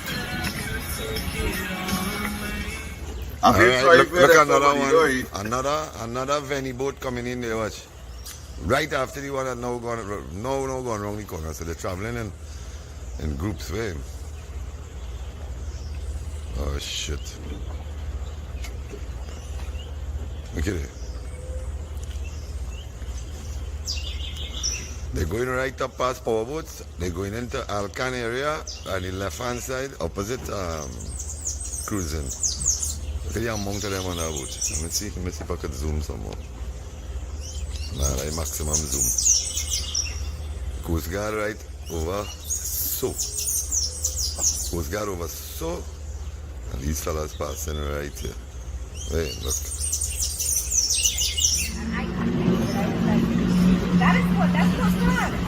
Spanish boat rolling out again. There's the third one between 2 o'clock and 4 o'clock this evening. Carried up right there. Carried up right there. And them now heading past Coast Guard going down the road.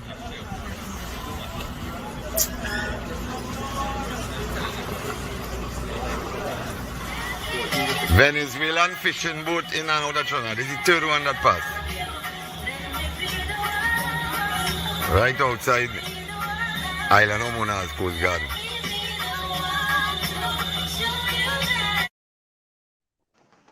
So you see, folks. Answer him, check again. He's there now. Gary, you sure you send him the right link, man? Hold on. I'm only seeing 4 people here, and there's the 4 of us here. I'm looking. And Slim, I don't like what you're doing, eh? Talking of food, okay then. I don't like what you're doing. What's going on? You have a problem with my Prime Minister. And how your friends bring in vaccine. Right? You have a problem with my Prime Minister and how your friends bring in vaccine and things for him. Right? And now you're having a problem with more people coming in and out of the nation. Right? All you're helping people come home. That is people who other people helping come home too. Why you have a problem with my Venezuelan nationals coming to home to Trinidad? Why? Why, Mr. LeBron, you have a problem with my Venezuelan people coming home here? And you know what? I want to interject here. I shudder to think, if it were Haitians trying to come into Trinidad and Tobago, how they would have handled them. You know, Diana, that's a good point, you know. That's a good point. But Haiti farther away from Trinidad. No, but I'm just saying, I'm going down that because, they like the race thing in Trinidad. If it were darker skinned people trying to get into Trinidad and Tobago, I wonder how they would have handled it. But Diana, also, I just go there. I ain't fighting to go there. Right. I've heard commentary that the new Minister of National Security indicated that they have some policy with Venezuela where they allow Venezuelans to come into Trinidad to shop. And even though there was a curfew, this was part of them allowing them to come to Trinidad to shop. That's what I have to say. Wait, hold up here a minute, How? So, How? Adrian, Adrian, give me a chance. So you're telling me, I saw in the chat today where this young lady, still stranded, Gary, you asked her name and you asked if she was stranded. So we still, the one stranded citizen is enough. So you have stranded people still trying to get home, and you are allowing Venezuelans to come in and shop? Wait. Are they checked? Are they given a PCR test to find out if they have COVID? No, because they're not staying. They're just coming and going. No. Don't get the storm mad here now. It's calm all night. Don't get me vexed here now. I mean, they staying. What do you mean they ain't staying? You're coming for a short time, shop and go back. No. Nah, Fitz, you're wrong. You're wrong, Fitzgerald Hines. These are Trinbagonian citizens who have the right to come back to their homeland. Their birthright, their constitutional right belong in Trinidad and Tobago. And you allowing Venezuelans to come and shop without a PCR test? What madness is that? But Diana, that's madness. But Diana, Gary, we just saw him. But Diana, this has been going on for a long time before the pandemic. So okay, all right, that's been going on before the pandemic, and it's still going on while the pandemic. And you have stranded people, and people can't get home to bury their loved ones, and people had to ball their navel string out to give a reason why they want to come back to their birthland and their rightful home. But you have Venezuelan coming out to shop, and you ain't getting them no peace, and you wonder why the Brazilian variant is there, and you wonder why the Indian variant gonna arrive there too. I saw an article there the other day. I read a lot, but you have some.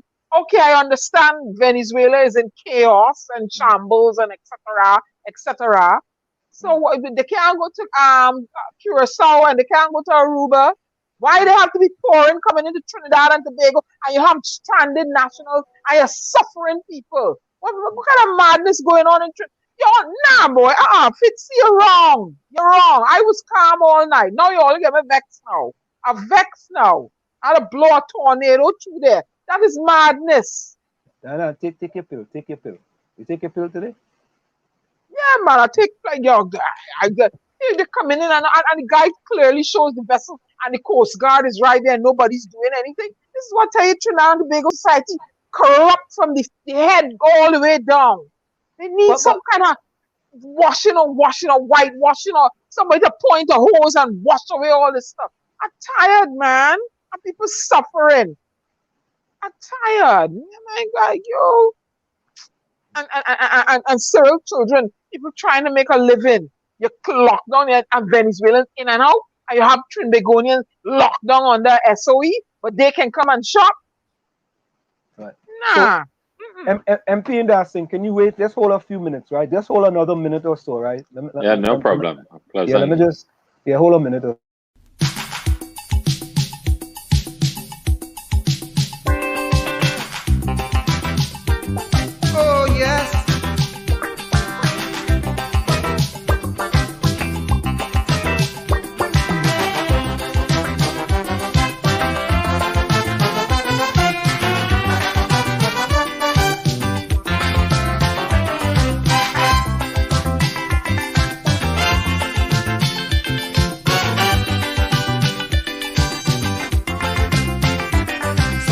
Help, come and put a hand, come and wipe away the blight and see what the plight that befall the man of this land. What's going on here? I would like to know why the whole world is in a turmoil. So it look as if we fire God from the job and give the work to the Beelzebub. Man, the devil have a hand in running the land. The devil have a hand in running the land. The people have to never like understand. The devil have a hand in running the land. The devil have a hand in running the land. The devil have a hand in running the land. The people will never like understand. Like if Satan in control of running the land. Hey man. Sometimes we just wonder. So MP and Dasting, welcome to In the Village with the Dark Triplets on WZY 95.9 FM. I guess thank you very much. A pleasant good night, and it's a pleasure to be with the dark triplets in the village. Well, yeah. We have the dark triplets is Diana, Ansem, and Gary, and we call ourselves the Gary. triplets. Yeah, we have a person we call the outside child too. You know, it is cool. The outside child. Yeah, you know we Trinidadians. So how are you doing today? How are you doing today? Well, fine in the circumstances, as you know.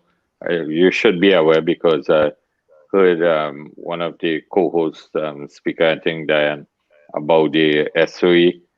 Today's Corpus Christi, and part of the SOE was a 19-hour curfew today. That started at 10 a.m. in the morning, this morning, and will finish at 5 a.m. tomorrow morning. So how is that going so far? I mean, I see the police. We actually have a video here about the police on the street, and they say that, you know, people have been obeying so far, and things are going. Well, I think that the majority of Trinidadians are indeed law-abiding citizens. They have been cooperating with law enforcement, but the real issue has to be addressed. Up till today, we had 14 deaths, and I think statistically 548 new positive cases. So the question begs itself, really.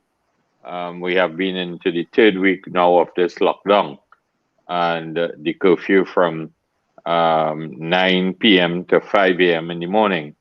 But the statistics are very glaring that the positive cases continue to come to the light and the deaths continue.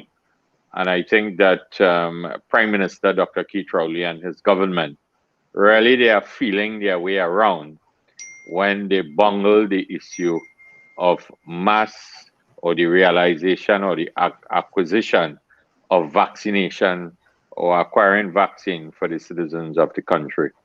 I mean, we are into 15 months into this pandemic, and instead of giving the country a sense of comfort that there is a clear vaccination plan for not only essential workers, but workers throughout the length and breadth, especially adult population, we seem not to know where our next set of vaccines are coming from. I heard today that President Biden indicated that the United States will be making, I think, a donation of 25 million doses of vaccine through the COVAX facility.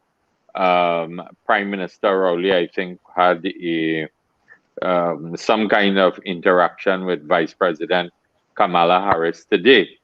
And you see the proactiveness we are seeing now. If it was done in March, February of 2020, we would not be in this sad situation today, in these unparalleled times, these unprecedented times in the country where we are at a crisis stage. But MP, I have a simple question, right? Under this government, we have good relations with China, right? Yeah. And we recently took a loan from China. I think it's 1.7 billion US dollars. Billion US, right, yeah, to that tune. Right, yeah. Billion US dollars, right?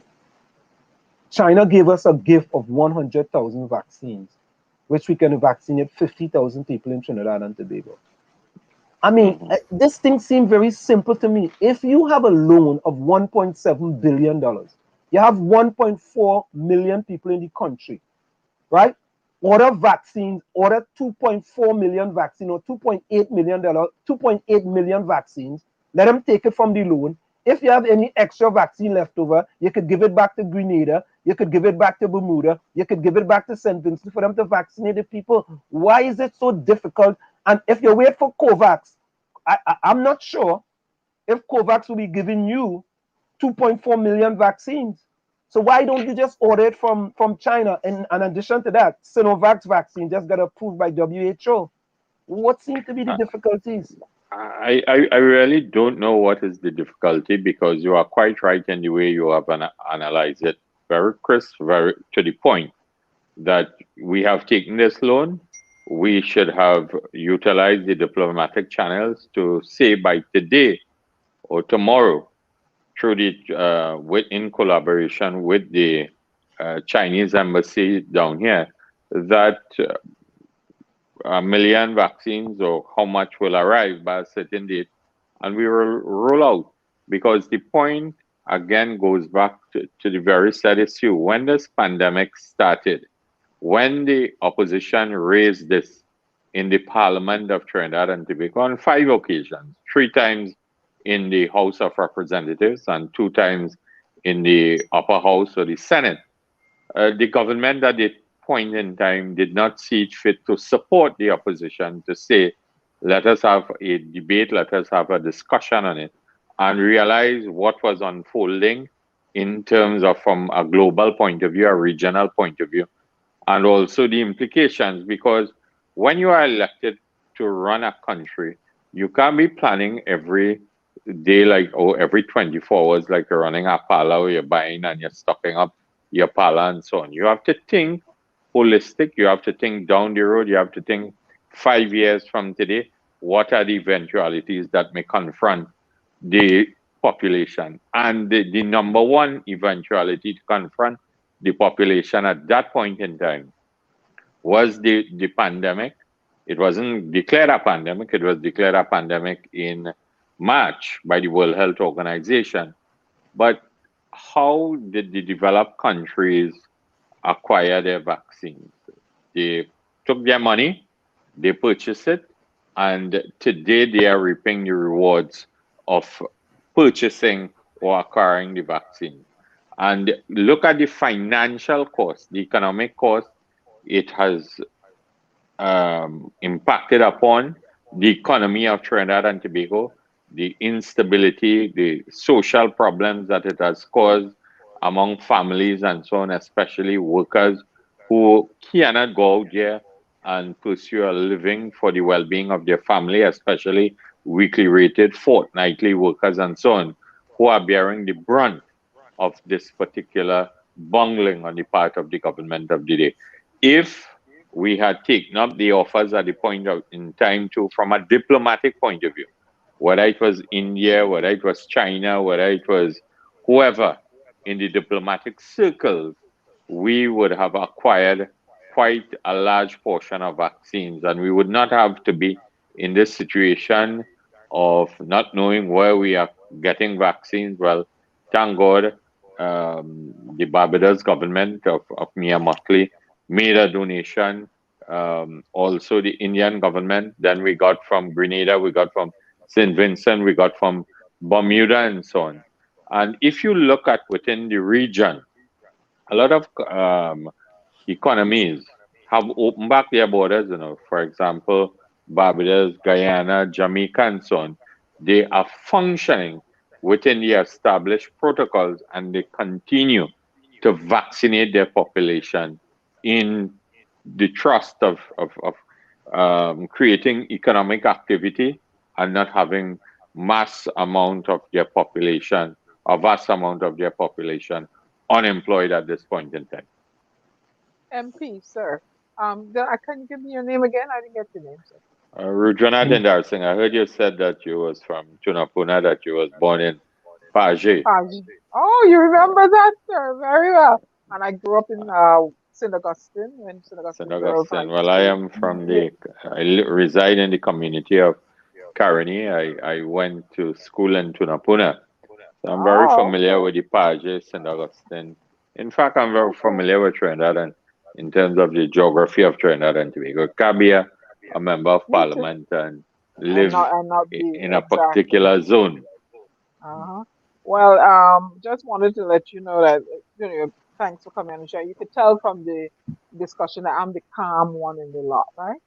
Until you put your knee in the neck of my people, then I become the 𝗪𝗏𝗪𝗏𝗧𝗏. She's the calm one, but you just call her Storm. Well, we're in the month we are in the month of June, and on the 19th of June, from a Trinidad and Tobago's point of view, we always remember the heroes of our labor movement, who made the initial sacrifice that founded the birth of the trade union movement, such as 𝗪𝗏𝗪𝗏𝗧𝗏, Adrian Cola-Rienzi, and so on. Rudinat Kapudio. Anyway, I wanted to know something, sir. Yes. With China's history on human rights, right? Why are countries so eager and blindly, I should say, getting into economic arrangements with China?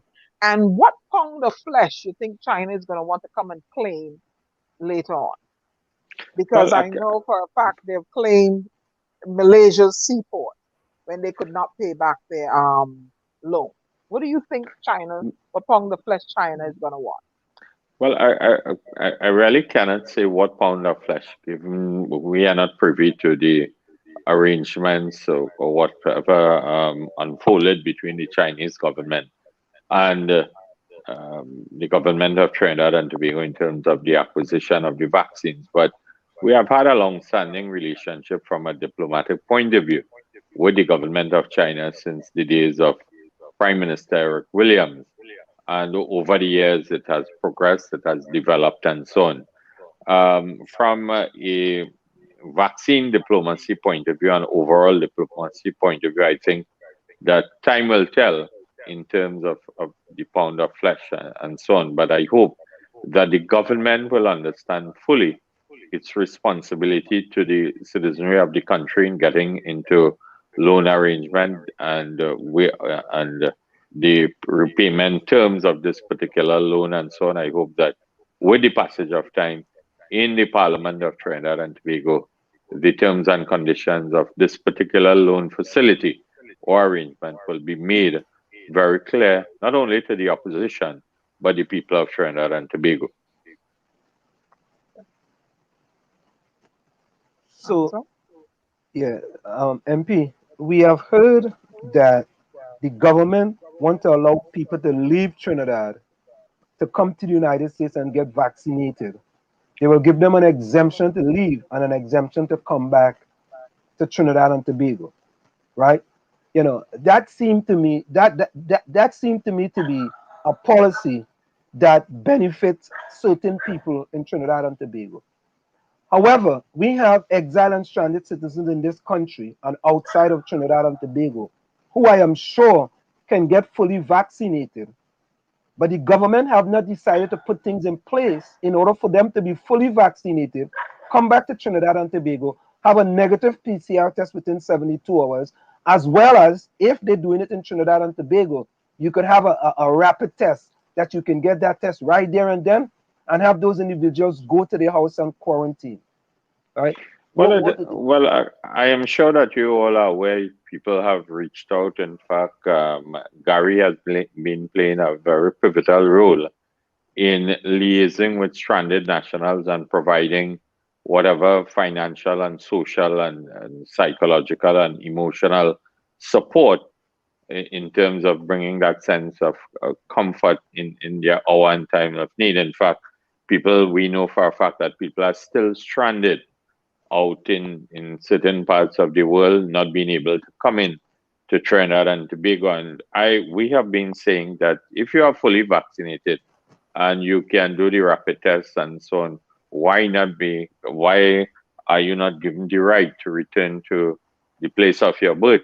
The government, I heard you on the issue of saying that you have heard that a decision was taken whereby Trinidadians and Tobagonians could leave Trinidad to get vaccinated abroad. I do not know of that decision, but I know that the Minister of Tourism, Minister 𝗪𝗏𝗪𝗏, issued a press release, I think last night, to the effect, and it was made public today, whereby entertainers and so on in the industry, artists, singers, musicians, and so on, will be given the opportunity to exit Trinidad and Tobago, where they could participate in cultural activities, shows, earn a living, and so on, get vaccinated abroad.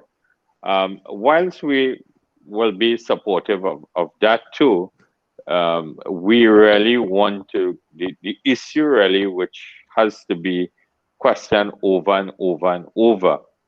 If people are fully vaccinated and so on, why not allow them into Trinidad and Tobago and also allow people do the PCR, the rapid testing, and allow them to come back into the country. I was amazed last night. I think that the Attorney General appeared on some program, social media platform, and at a time when over 300 plus people would have lost their lives in the month of May, families are devastated. I could use a particular example in my constituency of 𝗪𝗶𝗹𝗵𝗏 South, where a person 47 years died. His entire family was tested positive at that point in time, and they really did not have the opportunity to move. They did not know how food was coming to their homes and so on. But going back to the statement of the Attorney General, we all want to see Carnival. We want to see the culture of our country back on stream on the main stage of the world and so on. But at a time where we do not have a clear-cut direction in terms of vaccination rollout, a clear-cut direction on when essential workers and non-essential workers will go back to work, how you are facilitating social support for families that do not have food on the table. A number of families, unemployed persons, have applied for salary relief grants and so on. And up till now, the government cannot say when the first check will be cut, food card application and so on. So I think that it was a little premature and insensitive on the part of the Attorney General not to focus on the immediate needs of the society. And when we get our society back up and running, we will focus on Carnival. I know that there is the need to plan down the road and so on, but for me, it showed a disconnect with the government or the members of the government and the reality of what is confronting the citizens at this point in time. Well, MP, Gary? sir. Go ahead. Go ahead, Anna. I want to revisit the Chinese topic. I was reading somewhere, and I'm going to try to see if I could call and paraphrase it, correct me if I'm wrong, where I see China's march all over the world into different countries and economies, and they bait them with these small loans or gifts, and then they claim some sort of necessary asset. I read where it said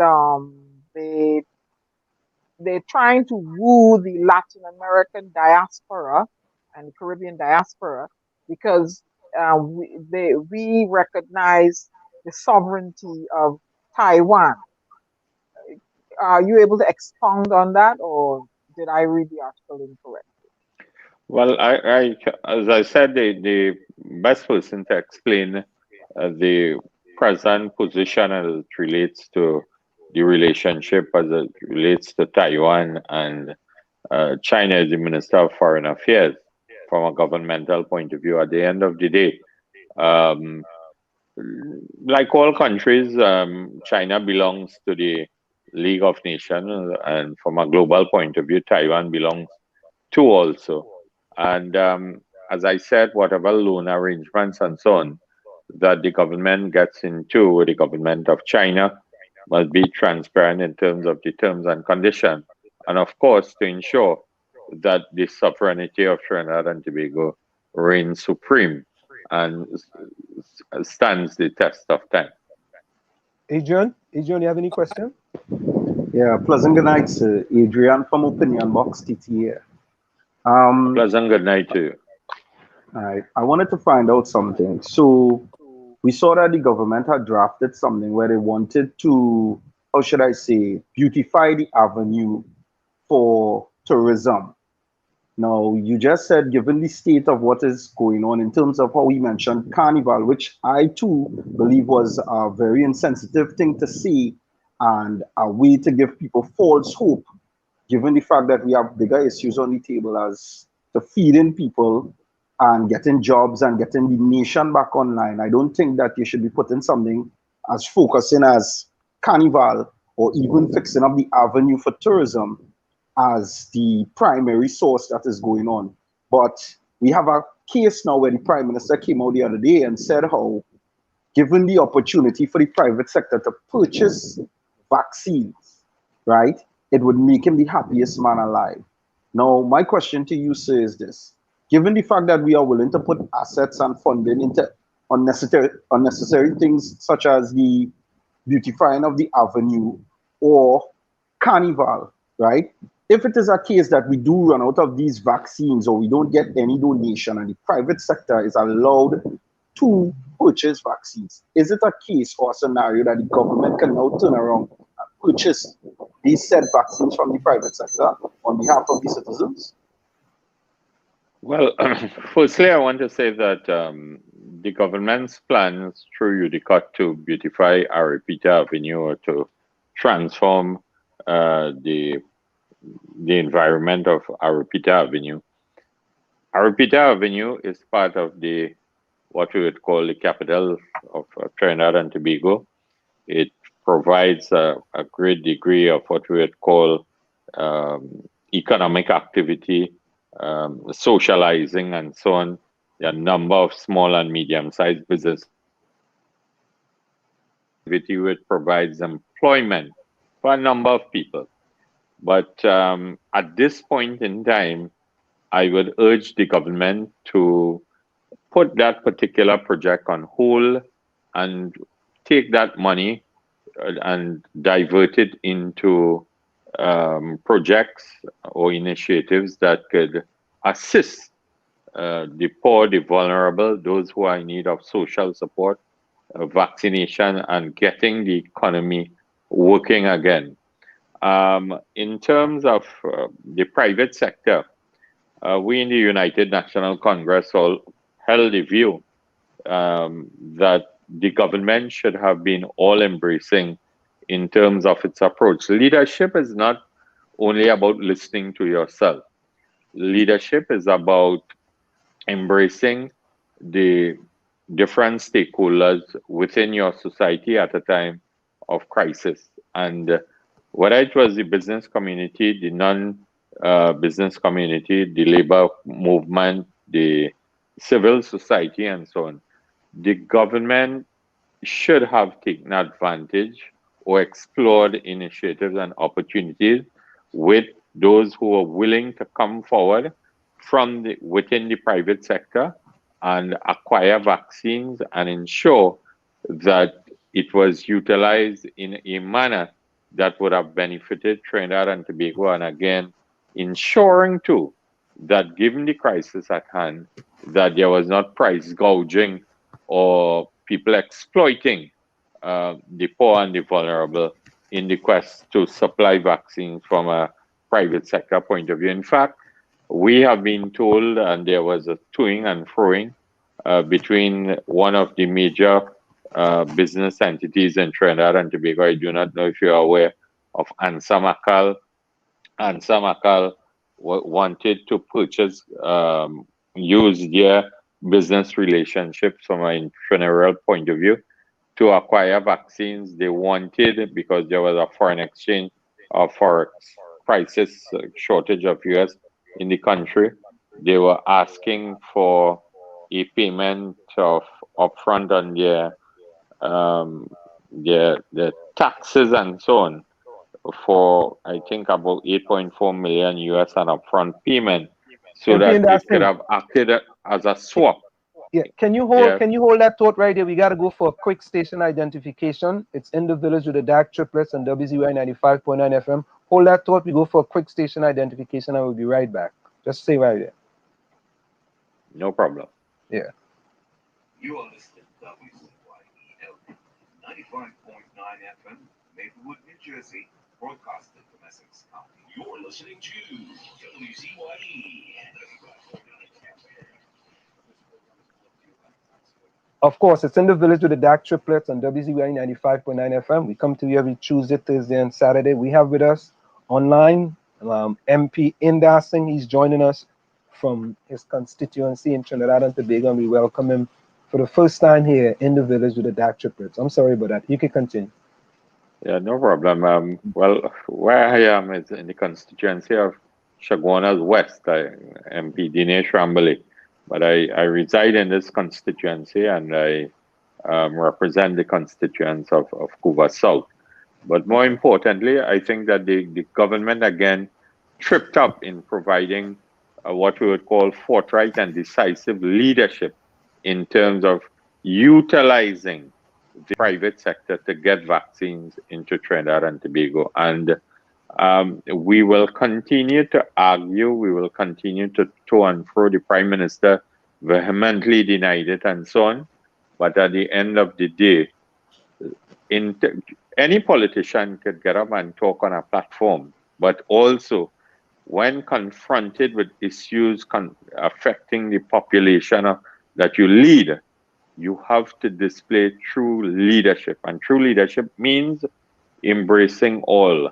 And not only from a political point of view, you bury your head in the sand and say that I will only take on the recommendations that is emanating out of the PNM. The political leader of the United National Congress and the UNC had called for a bipartisan approach since March, February of 2020. And the Prime Minister was adamant he will take no advice from the UNC and the opposition. What about the business community? What about the labor community? What about civil society and so on? And up till today, whatever measures that have been implemented, it is only in recent times with the implementation of the SOE, we heard that I think that was Minister Young led a government team meeting with the Chamber of Commerce or the larger business entities. I think the Trinidad and Tobago Manufacturers Association, the Trinidad and Tobago Chamber of Commerce, and one other business entity. But as I said, all these things have come to the fore now when in the local parlance we would say the horse has bolted and we are now attempting to close the gate. That's Okay, something I have one more exactly question I wanted to ask now. I think you mentioned Ansama Adrian, hold a minute. right? Adrian, hold on a minute. Hold on a minute. Go ahead, Gary. Yes, that Gary, is something, you know, and we've been reiterating that the Prime Minister, and I've said it many times here, that the Prime Minister, when he got his awakening from Ghana and he came back to the country, he should have not just gone in the Parliament, he should have come in the diplomatic center and called all the necessary stakeholders, as MP 𝗪𝗪𝗪𝗧 is suggesting, and I have been suggesting, and many of us have been suggesting, to bring everybody on board. We are facing an emergency situation and bring everybody together. I don't see that embracing up to this point. MP 𝗪𝗪𝗪𝗧, I'm concerned about the social services towards the people on the ground. A lot of people are reaching out to us for help from within the country, that they're not getting food, and you know, and the social services inaccessible. The social and welfare service office is closed.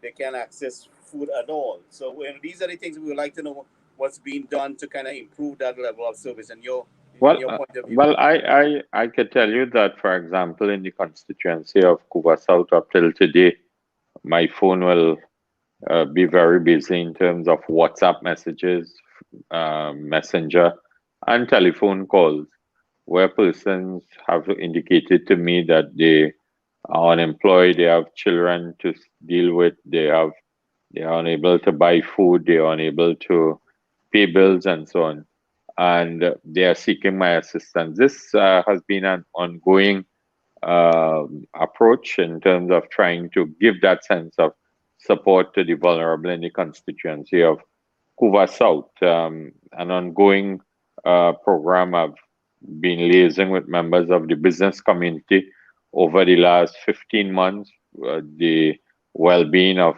or the donations of Good Samaritans and so on within the constituency to reach out to the poor, the vulnerable, and so on. I could say, and I mean, the government started a program through the Ministry of Agriculture, Land and Marine Resources, and Minister Rambarat and DevCo of providing some vegetable bags or hampers to constituents. We have been liaising with a number of activists, councillors persons who are in the know in terms of where vulnerable people are. We have gotten over about 500 hampers, but that is not enough. The office continues, the constituency office continues to provide a sense of direction for assisting persons in filling their applications for the salary relief grants. It is a bit bureaucratic. Not everybody is online. Not everybody is literate in the sense that they can deal with the bureaucracy and fill out the required information and so on. And we saw recently in the full glare of the media where the Ministry of Social Development bungled or was late in payments for pension and disability checks and so on. And again, it goes back to the issue of being proactive, leading and taking decisions that will minimize discomfort. I am sure that the Minister of Finance, I am sure that the Prime Minister, the Cabinet, the Minister of Social Development was very aware that in this particular month, there were two public holidays. One spilled over from the Indian arrival date, was 30th of May was on Sunday. Public holiday was on the 31st. Corpus Christi was today, celebrated today. And if you know that you have two public holidays, you have to take proactive measures to ensure that your checks for the grants that you pay out under the Ministry of Social Development is done in a particular manner that it avoids your senior citizens having to line up, having to bear the elements, having to expose themselves further to the possibility of contracting the COVID-19 virus and so on. And again, it shows that there was a lack of planning from a proactive point of view on the part of the government of the country. They have indicated that I think they wanted to give about 50 temporary food cards to each member of parliament office. That has been just announced. It is not forthcoming as I speak to you here now to say that I have gotten an email or some message from that particular ministry to indicate that this is the direction of how it would be rolled out. And of course, 600 hampers, 600 vegetable bags, as we would say, and also 50 food cards cannot adequately deal with the challenges. For example, in the constituency of 𝗪𝗧 South, when the first crisis took place with lockdown and unemployment and loss of income and so on, my office was able to mobilize and to service over 2,500 families with social support.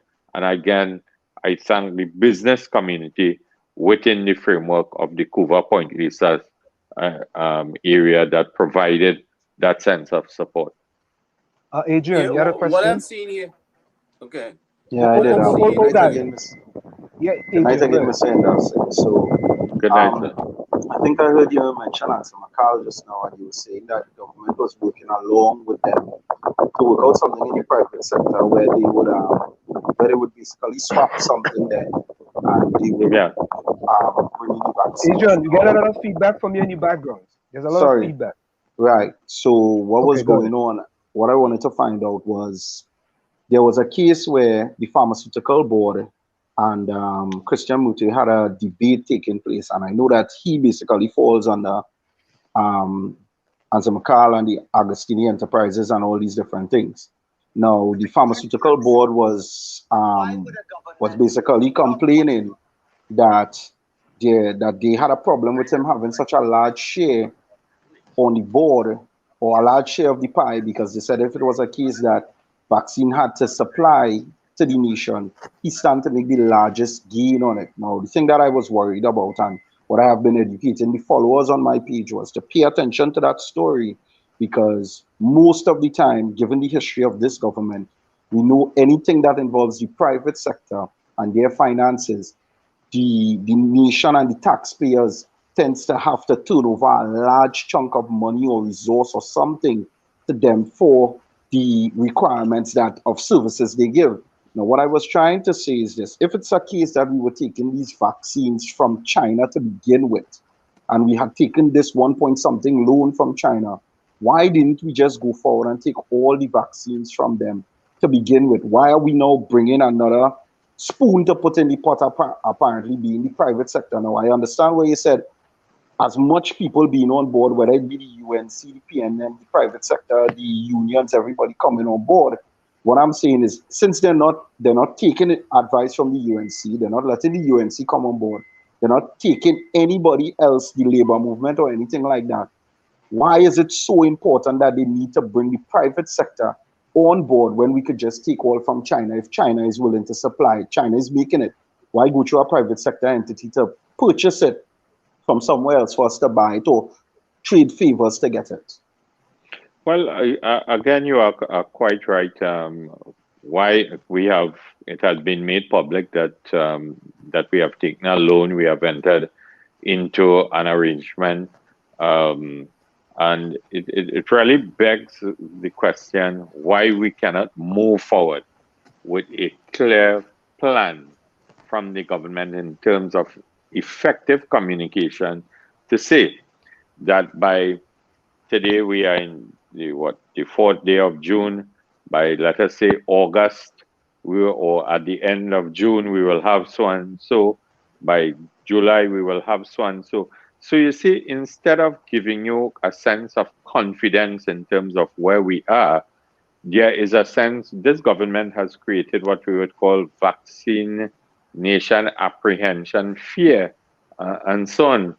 I want to say that so far, the rollout of the 100,000 vaccines that came from China continues to be rolled out. I've been monitoring all forms of news, whether it is from within my constituency or larger Trinidad and Tobago, from the established news networks, also the social media platforms and so on.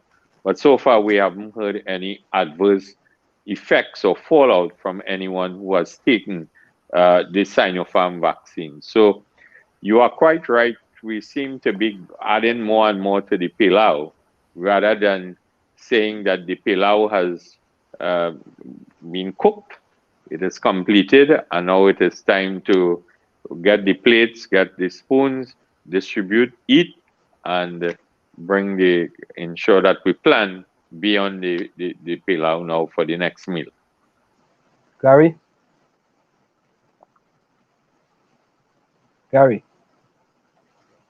Okay, so since we'll get back to Gary. So here's my last question.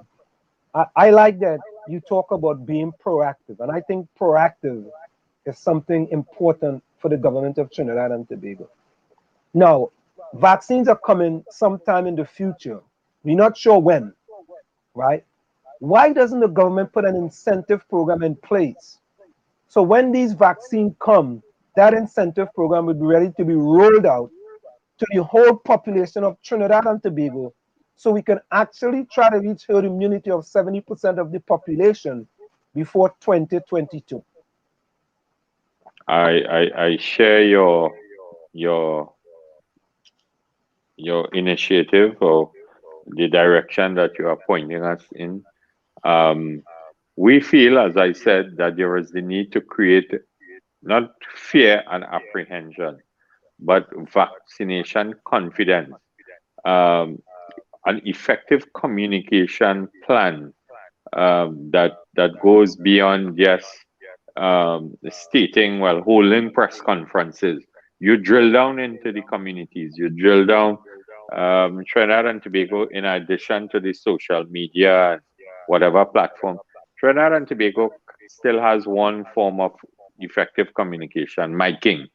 And you're going to the communities, you use the data to where you know there are hotspots in terms of where the cases are coming out from, and try to really drive home the point about how you deal or how you educate persons to deal with individuals who have contracted the virus, how to isolate in your particular homes, how to overcome this fear of the vaccines and so on. And at the end of the day, I continue to say too that we need to plan beyond this pandemic when we realize herd immunity. I do not know, I'm not an expert in health.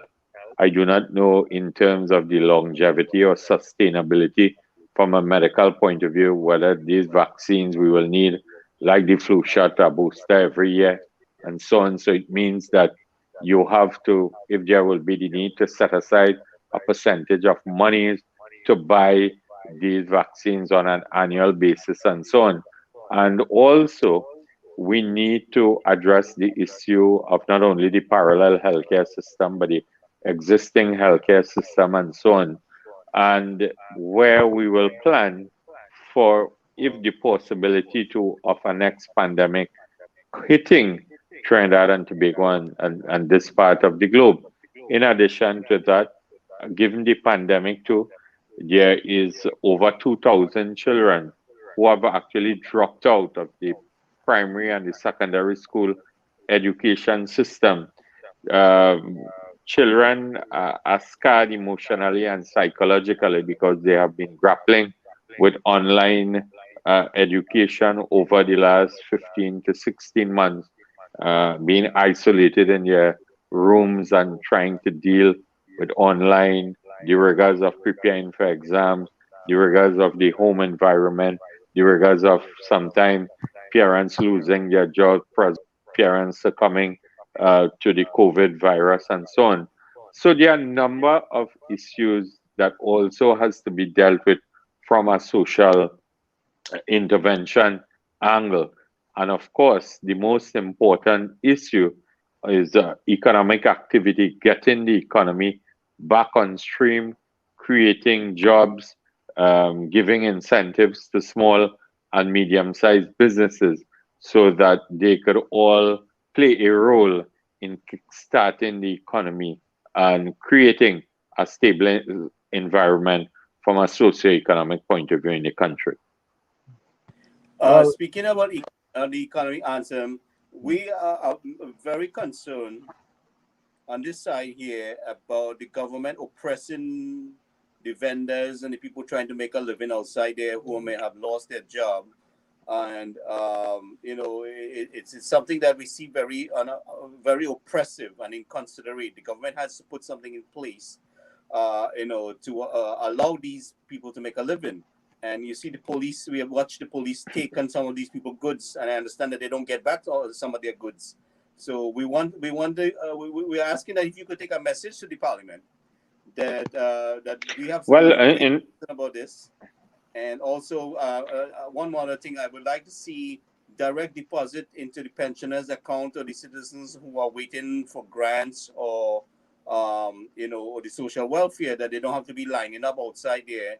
And I've seen the government giving churches money to put out hampers there. This is something that we think is ridiculous. We want the money to be going straight to the people.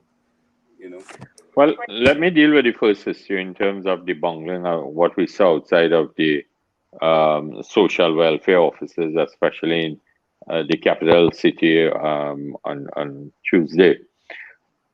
Just as you have the food cards and so on, the elderly population in our country, there's a direct deposit system where it goes into the accounts of those who have accepted that they wanted to go in their bank accounts, and they go to the banks and so on.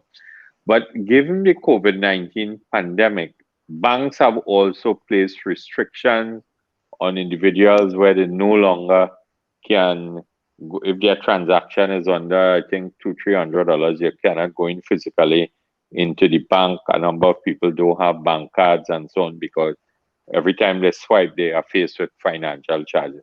The government could go in the direction of creating just as a food card for all those from a biometric point of view who are senior citizens, create a card, a swipe like the food card, top it up every month. So when they go to the groceries and so on, the downside to that is sometimes in addition to the groceries, you need to go to the market. Not everybody may have the facility or the machines to facilitate the swiping of that. But again, when you are faced with challenges, you see situations unfold, you have to start thinking outside of the box to see how I could treat with my elder population, my vulnerable population, and so on. A government is judged in terms of its empathy and care in the way that they deal with their elderly population and so on, not only from the point of view of healthcare and infrastructural development and how you tackle crime and so on. Dealing with those who have labored in the service of a country is very important in terms of, it tells me that how you deal with your elderly population sends a very clear message whether you are a developed country or not. And the other issue was on what again? Just remind me. With the vendors. Remember, a lot of people lost their jobs. Yeah, the vendors. Trying to make a living. Yeah. And we see yesterday people take away the goods and everything, Yeah. As I said, in terms of the regulations and so on, which has been established, the public health regulations, the guidelines as it relates to the SOE, the state of emergency, 99% of the population has been adhering to and following the guidelines and the protocols that are being enforced by law enforcement agencies. And I think that, again, the government has failed to create this effective line of communication in terms of how you meet and treat with the vulnerable, whether from the cabinet's point of view, through the Ministry of National Security, to the police service, to the army, and so on. Yesterday, the Commissioner of Police was very clear that it was not his officers who gave the instruction to interfere with the vendors out at the Caroni roundabout or the other side of the Caroni River Bridge, where there was the crab or market vendors that saw MP Amin, myself intervening with Councillor Sanka and Rampasad and so on. You see, again, the chairman of the 𝗪𝗶𝗪𝗃 Regional Corporation has to be able to effectively communicate with those who are charged under his responsibility. And while he may want to take the easy way and cop out and say, well, the municipal police is not under my jurisdiction, we are living in unprecedented, unparalleled times. And if indeed you, which the corporation, took a decision to create or not to go after persons who are selling on the highways and byways, and from a roadside point of view, at this point in time, from an agricultural angle, the leadership of the 𝗪𝗶𝗪𝗃 Regional Corporation should have called in those who lead the 𝗪𝗶𝗪 Municipal Police and indicate the approach it has taken, and if this was effectively communicated with those at the municipal arm of the 𝗪𝗶𝗪𝗃 Regional Corporation, it would not have had this unfortunate situation at the Caroni roundabout yesterday for the crab and the persons who were selling watermelon and oranges and plantain and bodi and baigan and so on. It also sends a message too, again, about this corporation. I do not know if you all were aware that in recent times it had a fiasco where 8 bodies or persons had to be cremated, who died had to be cremated, and when on the morning, having gotten police permission to cremate with their permits and so on, when the families, in keeping with the 10 persons, the guidelines of each family, only coming with 10 individuals, not more than 10 at the Caroni cremation site. These 8 families were met with locked gates, and it goes back to I challenge the chairman of the corporation, I challenge the CEO of the corporation to dispute what I am saying to you all here tonight. When I was made aware of what was taking place, because where I live in Caroni is less than 5 minutes from the Caroni cremation site. When I was made aware of what was taking place out there, I telephoned the Minister of Local Government, Minister Kazem Hussein. I pointed out the scenario, and I asked for him to ensure ministerial intervention so that we could bring a sense of comfort and ease to the families who were already dealing with the emotional stress of having lost a loved one and so on. I contacted the CEO of the corporation. The CEO of the corporation told me that the funeral home, she alleged that funeral homes were not paying a $300 fee to the 𝗪𝗶𝗹𝗵𝗃 Regional Corporation, which would have facilitated the cremation of an individual. I asked of her, well, ma'am, you are telling me this. How long you detected this? She said this has been going on for 5 months.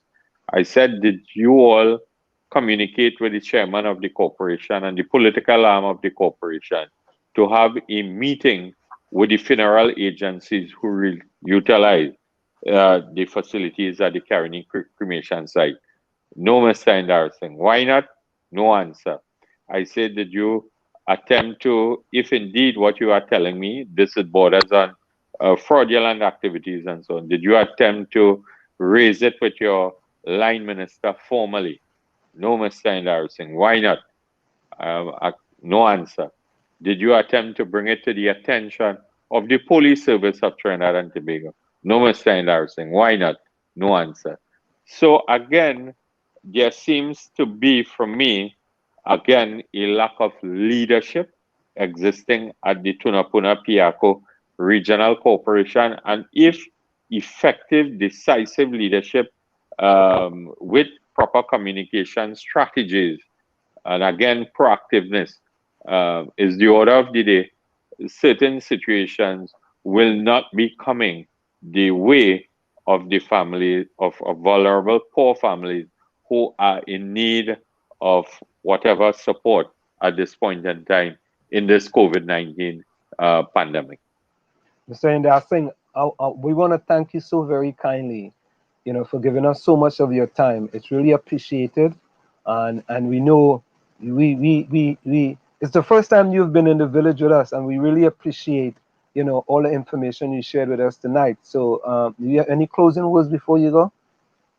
Well, firstly, I want to express my sense of appreciation to Gary and you all for having me in the village here tonight and providing me with this opportunity to communicate with not only the Trinidad and Tobago diaspora, but all those who follow in the village from a global point of view. I think that we need to continue to act as a voice for the poor and the vulnerable to ensure what we say out there too is done in a very responsible manner, and to continue to call upon not only the government of Trinidad and Tobago, but wherever we could, on behalf of the Caribbean community and in the context of the global community, to do whatever we could do to push back this this COVID-19 virus from a vaccination point of view, and also to play our respective roles in resuscitating the economies of the world, so that we could create jobs and we could provide a platform once again for the global community to be what it was prior to January of 2020. And of course, again, we want to say thank you so very kindly for joining us. And you are welcome here in the village with the dark triplets at any time. We thank you so very kindly. Thank you very much, and keep the flag flying of not only Trinidad and Tobago, but the entire Caribbean community. Thank you so much. Thank you, MP. Thank you for joining us. Yes, so And Slim, folks, yo, go ahead. Go ahead, Adrian. Go ahead, Adrian. just remember, before we wrap up tonight, I have something to show you all that's important, so that I want to do that and just get out of the way so that you can close off after. Go ahead now. You can show us now. You want to show us now? Okay, right. So here we're going on. So, because of the nice, beautiful people of Trinidad and Tobago and the amazing followers and co-hosts of 95.9, the opinion box set out on something called 20 Health Plenty Food Drive. Your background, It was a Adrian. You still have small, some background it noise. was a small, it was a small endeavor on behalf of the followers from a page, and 95.9 decided they wanted to jump on the bandwagon and decide that they want to make this thing a much bigger endeavor than it was. And because of your amazing support, the Food and Hamper Drive was a success. It will be rolling out tomorrow with one final surprise that is going to be coming tomorrow morning. So what I want to do tonight is basically show everybody what we was able to gather in such a short space of time, what is inside the hampers, and to thank some of the sponsors who is actually coming and who is probably watching right now for what it is. So if we all will just allow me a few minutes, I'm going to go through the hamper and let you all see how much thing we managed to cram in here. So no problem. I'm going to start now, right? So yeah, we have coconut milk. We have Maggi soup. We have potato, onion, and garlic. We have cricks. You have to have cricks, boy. You must have cricks. We have lentil peas. Yeah. We have split peas dry. Okay. We have toilet paper and soup. We have mac and cheese. We have baked beans. Hey. We have pigeon peas. We have jam. Right? We have oil. Flour. Ketchup. Baking powder. Bake. Milk. We have yeast. Vienna sausages. Sardines. We have pasta one. We have salt. Very important. You must have salt to run away them bad spirit and them. Yeah. Salt. Sugar. Right? We have Kool-Aid. We have yeast. Oh God. Wait. Red Kool-Aid or yellow Kool-Aid? We have fruit punch. So it's a mixture of everything. It's a little bit of everything. We have rice. Right? On top of that, tomorrow morning, we have a large assortment of snacks that is going to be delivered on behalf to put with each hamper bag. And on top of that, the beautiful, amazing people of Hydro Farms. And I have to thank Philip Edwards Alexander for advertising these people on his page. They do something called a vegetable bag, where they give you different natural produce, nothing is grown with chemicals, that they supply from their farm. For $100, you get a bag with lettuce and all these different things. 3 big lettuce, baigan, tomatoes, everything. Reached out to that guy to purchase vegetables because I felt like, okay, we needed to have a little greens to go with the hamper. Reached out to the guy to purchase the greens.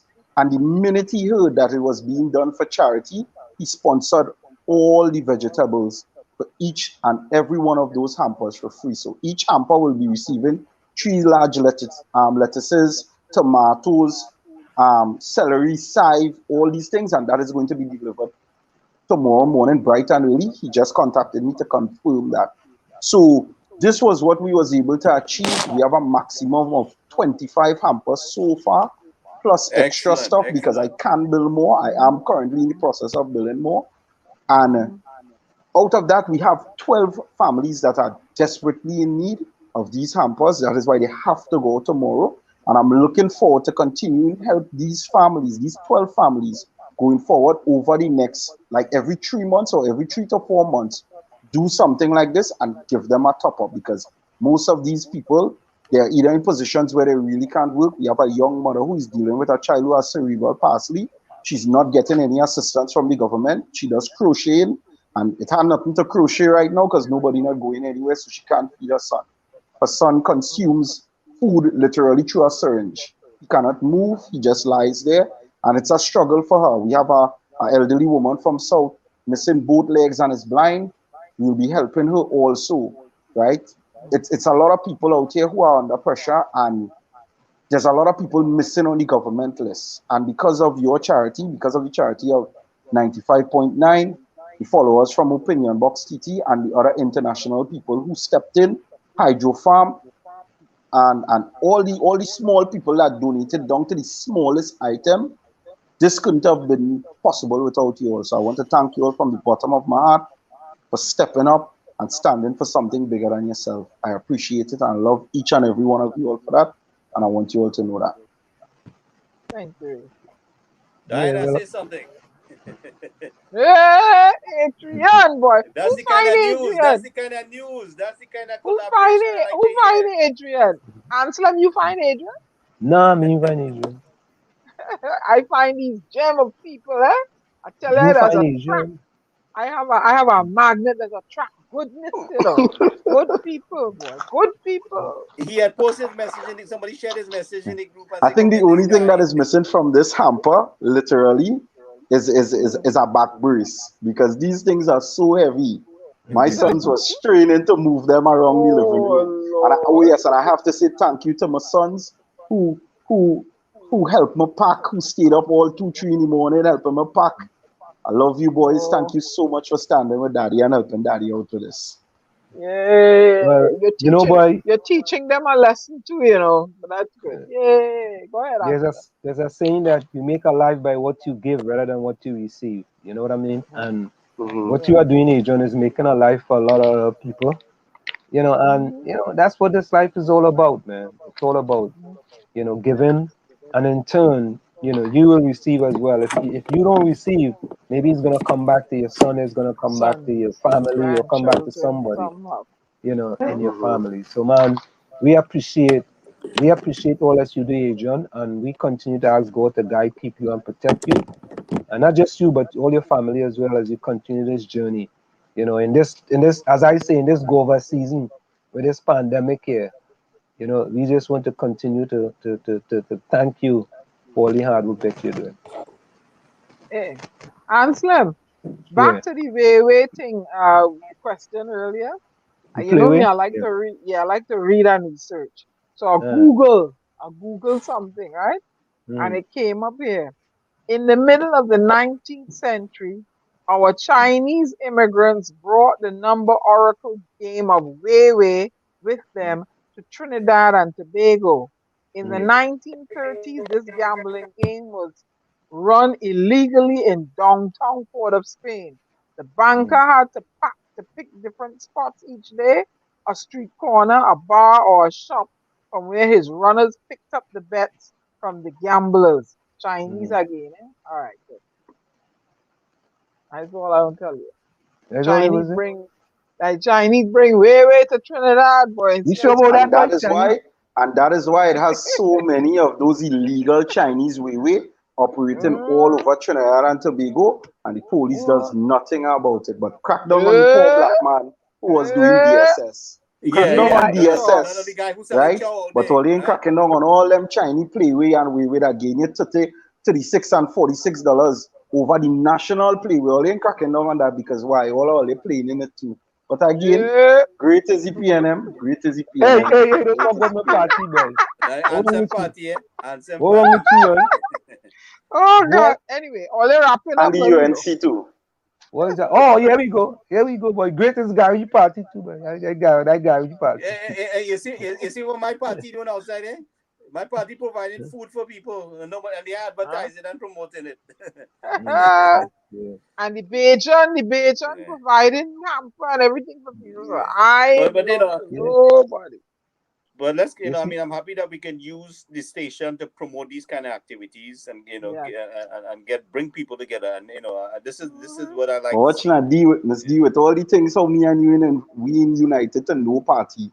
But the kind of things I doing, I might end up getting recruited. Somebody might show up Well, in I front of my want you door to and tell me vote. choose I a want you size.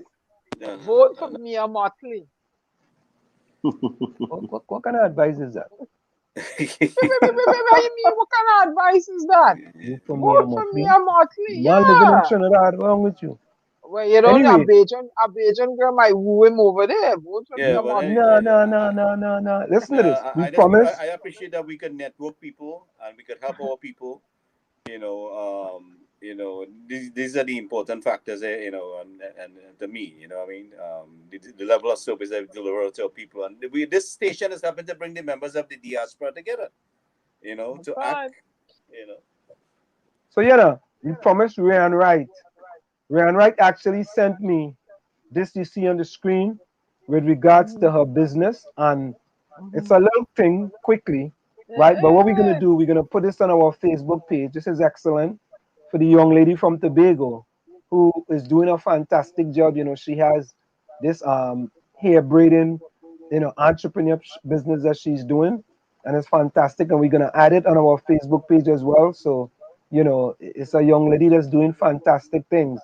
And I know from this, a lot of good things are gonna happen for you, Ryan. So we're gonna actually post it on WZYE Facebook page. I'm gonna post it on my Facebook page as well. And we also can we get hold of her? We have her, right? No, we had her. That is the Gary young lady. That young lady was last night. Was not last night, but last show. Right, and also we have sent the SAT practice test for Ryan as well, in order for her to start got it, studying. and Clemente got it. Right, Lejean and Clemente got the 2 books that we promised them, the power of positive thinking and the magic of thinking big. So, we starting little bit by little bit, small steps for mankind. That's what we will say, just small steps, and Steve 𝗪𝗏 say, I would like to get a what? A Bajan hamper. A Bajan hamper. Yeah. Diana. The man want a Bajan hamper. You got a Bajan hamper? Yeah, you gotta fix that up. Diana, tell him meet me by Tommy house. I go bring it. You gotta handle that. All right. So I think, Lana, you could close the program tonight. Lana, you're gonna close the program tonight. So if you want to put your closing comments in the chat, we'll allow you to close the program tonight. All right. And I want to say thank you to all those who came in. We have Mark Daniels, we have Lana, Patrina Walters also joined us. Patrina, patience, Cindy Day joined us. Mark Daniel was also inside. We partner 𝗪𝗏𝗪𝗑 boy. Hey, 𝗪𝗏𝗪𝗑 boy. I wonder if he related to Derek Murray boy. But no, Derek Murray was a good cricketer. I don't think 𝗪𝗏𝗪𝗑 could be related to him.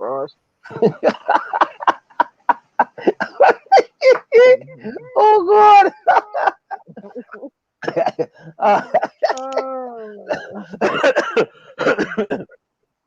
Let me don't choke.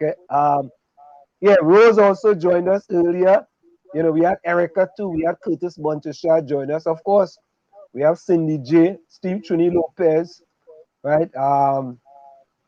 We had some 1 or 2 new people. Takesha also joined us as well. We already said Rose. Yeah, Curtis because I think it's on my page streaming right now also. Yeah. Who else joined us, boy? Let me see. Yeah, I want Takesha to be ready for Saturday. I want her on board Saturday. Yeah. And Adrian, if you have any interesting people on the opinion box, we welcome them too as well. Linda MG, boy. Who is Linda MG? I think who I would like to get to come on one of these days, I would really like 𝗪𝗏𝗪𝗑 from the PEP. I think she's the deputy leader for the PEP. I would really like her to come on one of these days. No problem. Very interesting person. They have a morning program called Plain Talk. No, Cutting that program. Edge. They have a morning program called Cutting Edge. Right. Definitely a good person to have on board. But wait now, Philip is not the leader of the PDP or the PEP? PEP. Oh, I thought you said PDP. The PEP. Okay. PEP. All right. JB Apple. But hey, JB? you notice, so Watson Duke take a pay cut. This guy from Togo take a pay cut. Apparently, like none of them ministers in town want to part with the money. But you know something, Agent? Thanks for doing that. Let me do this real quickly. What happened is that I made a post, right, with respect to. Okay, hold on, man. I made this post. Let me do this quickly before we go. This is the post I made here. Hold on. No. I don't want that. This is the post I made here on social media. Today, right? I can confirm that myself, government ministers, and public service chief executives will take a 20% pay cut for the next 6 months, as we acknowledge New Zealanders who are reliant on wage subsidies, taking pay cuts and losing their jobs as a result of COVID-19's global pandemic. We feel acutely the struggle that many New Zealanders are facing, and so too do the people that I work with on a daily basis. And while it in itself won't shift the government's overall fiscal position, it is about leadership. And I acknowledge my colleagues, both in the executive, but also the colleagues we work with in the public service for the decision that was taken today. If there were ever a time to close the gap between groups of people across New Zealand in different positions, it is now.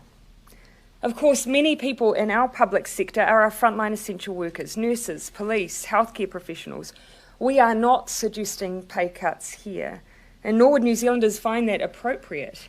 Rather, I am responsible for the executive branch, myself and ministers. This is where we can take action, and that is why we have.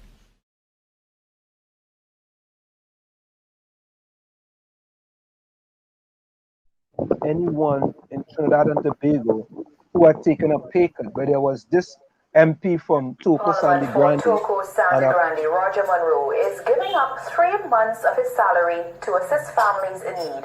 Monroe says since the COVID-19 measures became stricter, many of his constituents have been faced with challenges. Joining with the Member of Parliament is Councillor for Valencia West, 𝗪𝗏𝗃𝗪𝗓. 𝗪𝗏𝗃𝗪𝗃 tells us more. Government hampers are being distributed across the country, but it may not be enough for citizens if our COVID-19 numbers are not managed well in the coming month. In light of this, Member of Parliament for 𝗪𝗏𝗃𝗪𝗓, Roger Monroe, is willing to give up his salary. He told CNC3 News he's aware of the hardships facing his constituents and the money will assist with food for some homes in dire need during this time. One where I solely will be contributing 100% of my salary towards providing foodstuff for constituents throughout 𝗪𝗏𝗃𝗪𝗓. This has came on the call of many constituents who are unable to work, such as self-employed persons, single mothers, and other persons who are just generally unemployed at this moment. The MP through his office has already delivered over 600 hampers to his constituents. He says he will forego 3 months of his parliamentarian salary. I stand committed to the residents and constituents of 𝗪𝗏𝗃𝗪𝗓, and I will make every effort in bringing assistance to them and their family. And as of this month, 3 months onward, I pledge my salary to you, the people. Joining in the challenge, Valencia West Councillor 𝗪𝗏𝗃𝗪𝗓 says she donated 1 month's salary to assist in her hamper drive. She was motivated by the MP to do the same for her area. The type of assistance that they required, I was unable to just give them the goods as it is. So I decided to take my salary for the last month and purchase items to make a small hamper, a small token to these families. The MP and councillor are now issuing a challenge to others to do the same. Otto Carrington, CNC3 News. You know, and I like to say kudos to those two. They were way out front even before Watson Dukes talked about now, this. So. Now, what was the funny thing, Anselm? The day you made your post and you said how you want, when you put that out there, I had saw that on YouTube, and then I came and I saw it on your thing. And I went on my page and I literally called out all of them. I said, I challenge every single MP to give up not 3 months or 4 months, 1 month. I said, all you give up all your whole salary for either this month end or the next month end coming. Just give it up. And if you all could give it up, you all would have helped so many people. And then right after I saw this MP coming out, and I commended the PNM MP for doing that. I commended him. I said it was a really good initiative, better than what that other one come up with, putting bus up shot in brown bag with grease box and giving out to people who could make roti already. But what I go see, he still do a thing, eh? So again, I hope that the Prime Minister sees this video and other people see this video and take it upon themselves to do this initiative. Hashtag take a pay cut. Yeah, and also I've been told that Brian Manning has also done something in his constituency as well by giving up his salary as well. So I mean, there's something is happening, you know, and that's good. And I think, you know, the Prime Minister of Trinidad and Tobago should have taken this initiative, and he should have started this long time ago, where he himself have decided that, you know, he was gonna, you know, contribute his salary, you know, to whatever is his constituency or whatever. But he should have took a leadership role a long time ago and have done this. But you know, sometimes people get on the train at the first station, and some people wait till the train reaches the last station. You know, that's the way it is sometimes. So folks, we're gonna go a quick close here. You know, Tommy, I'm seeing you, but you know, we almost finished. So I mean, if you want to come in, I could bring you in as well. So hold on now, let me just do this. Yeah, Tommy, we almost finished. We see you, but we almost finished. You know, we've been hanging out there a long while. Okay, Diana, we're gonna start with you. Okay. 𝗩𝗶𝗹𝗶𝗵. All right. Earlier in the program, I talked about where does wealth come from. One of the social ills that has presented itself during this COVID-19 pandemic is the lack of wealth. Trinidad and Tobago must teach the 99% alternative ways wealth is created and how to capitalize on human needs and desires to gain wealth. We must remember that all roads do not lead to wealth. There are two basic methods to achieve wealth. It can be created or acquired through redistribution. It is very difficult to earn wealth or acquire it by working a job. A job is designed to maintain a worker from payday to payday, keeping workers one paycheck away from unemployment, standing in the unemployment lines, or having to depend on government grants. Trinbagonians, without an effective and healthy economy, it is impossible for you to compete in the world in producing wealth. The world's wealth is estimated at 390 trillion. However, blacks make up merely 1/5 of the world's population, own less than 1% of that wealth. In a competitive and race-based society, why then would the 1% want to throw the doors open of economic opportunity wide open to the 99% except to invite you into their businesses to spend your money? The mentality is, I have mine and I'm going to get yours. The 1% pursues you, the black consumer, relentlessly. And guess what? Government and private corporations encourage economic development that is not in the best interest of you, the 99% Trinbagonian. Much of the wealth that is needed in Trinidad and Tobago is right before your eyes, but you must aggregate to see it. You must work together to acquire or create it. If you continue to venture down a divisive road, you will squander your own wealth of diversity of people rich in culture. I want to end today by repeating the protocols: social distance, wear your mask, adhere to the SOE, and sanitize as often. This is Diana Benskin, your favorite poet, bidding you auf Wiedersehen until we meet again. Thank you so much, Diana. In the words of Albert Einstein. Blind belief in authority is the greatest enemy of truth. From where I sit, this is it. The clock on the wall. So that's all I like to say, but I've got to go. Remember, hard work beats talent when talent does not work hard. And for every 60 seconds of anger, you lose 1 minute of happiness. Hey, Tommy, I know you were sitting there for a long time, but you want anything you want to say before we go? All right, so Adrian, go ahead. Adrian, go ahead. Adrian, closing words? Go ahead. Yeah, closing words. So, people, be the change. We live in a nation right now that is divided. We have the criminal element on the rise. Young black boys and girls running around Trinidad and Tobago shooting at one another as we speak. Right? Plenty hungry people and not much being offered. So what we have to do is find a way to get by for ourselves, because we can't depend on the top. And the only how we can do that is if we are united. People, we need to work together, stand together to hold Trinidad and Tobago up, because here is our own. I love each and every one of all here. Stay safe and enjoy the night. Thank you so much, Adrian. And we're going to close with Lana sent her closing comments. So Lana, I'm reading Lana's closing comments now. Lana says, thank you all tonight. Thank you all for tonight's show. Had great views and topics, and I pray God keep you all safe. Thank you so much, Lana.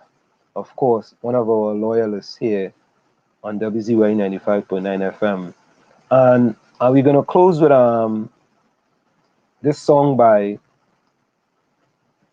Duke. Let me see. I think it's Duke. Let me just check here.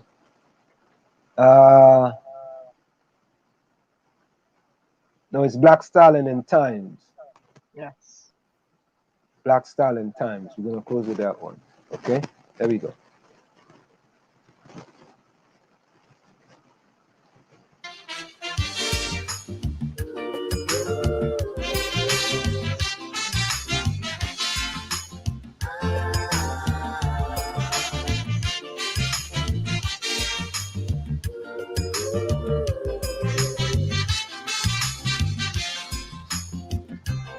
We seem to feel that life is over just because we throw a few pennies down the gutter. We seem to feel everything is lost, so we fighting to get back something at any cost.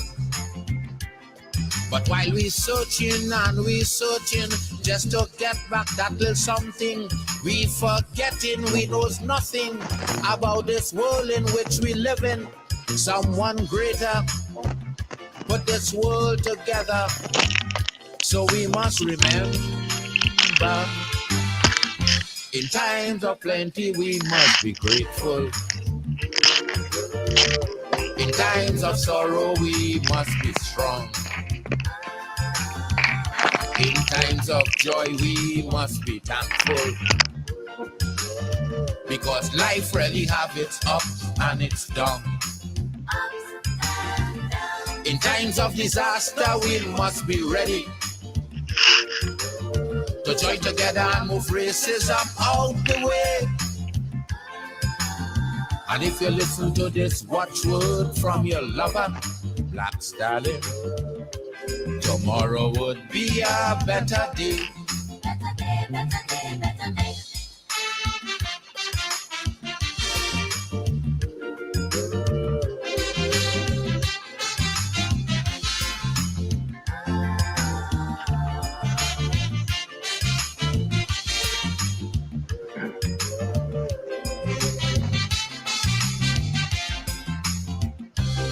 We meet a world today with 4 seasons.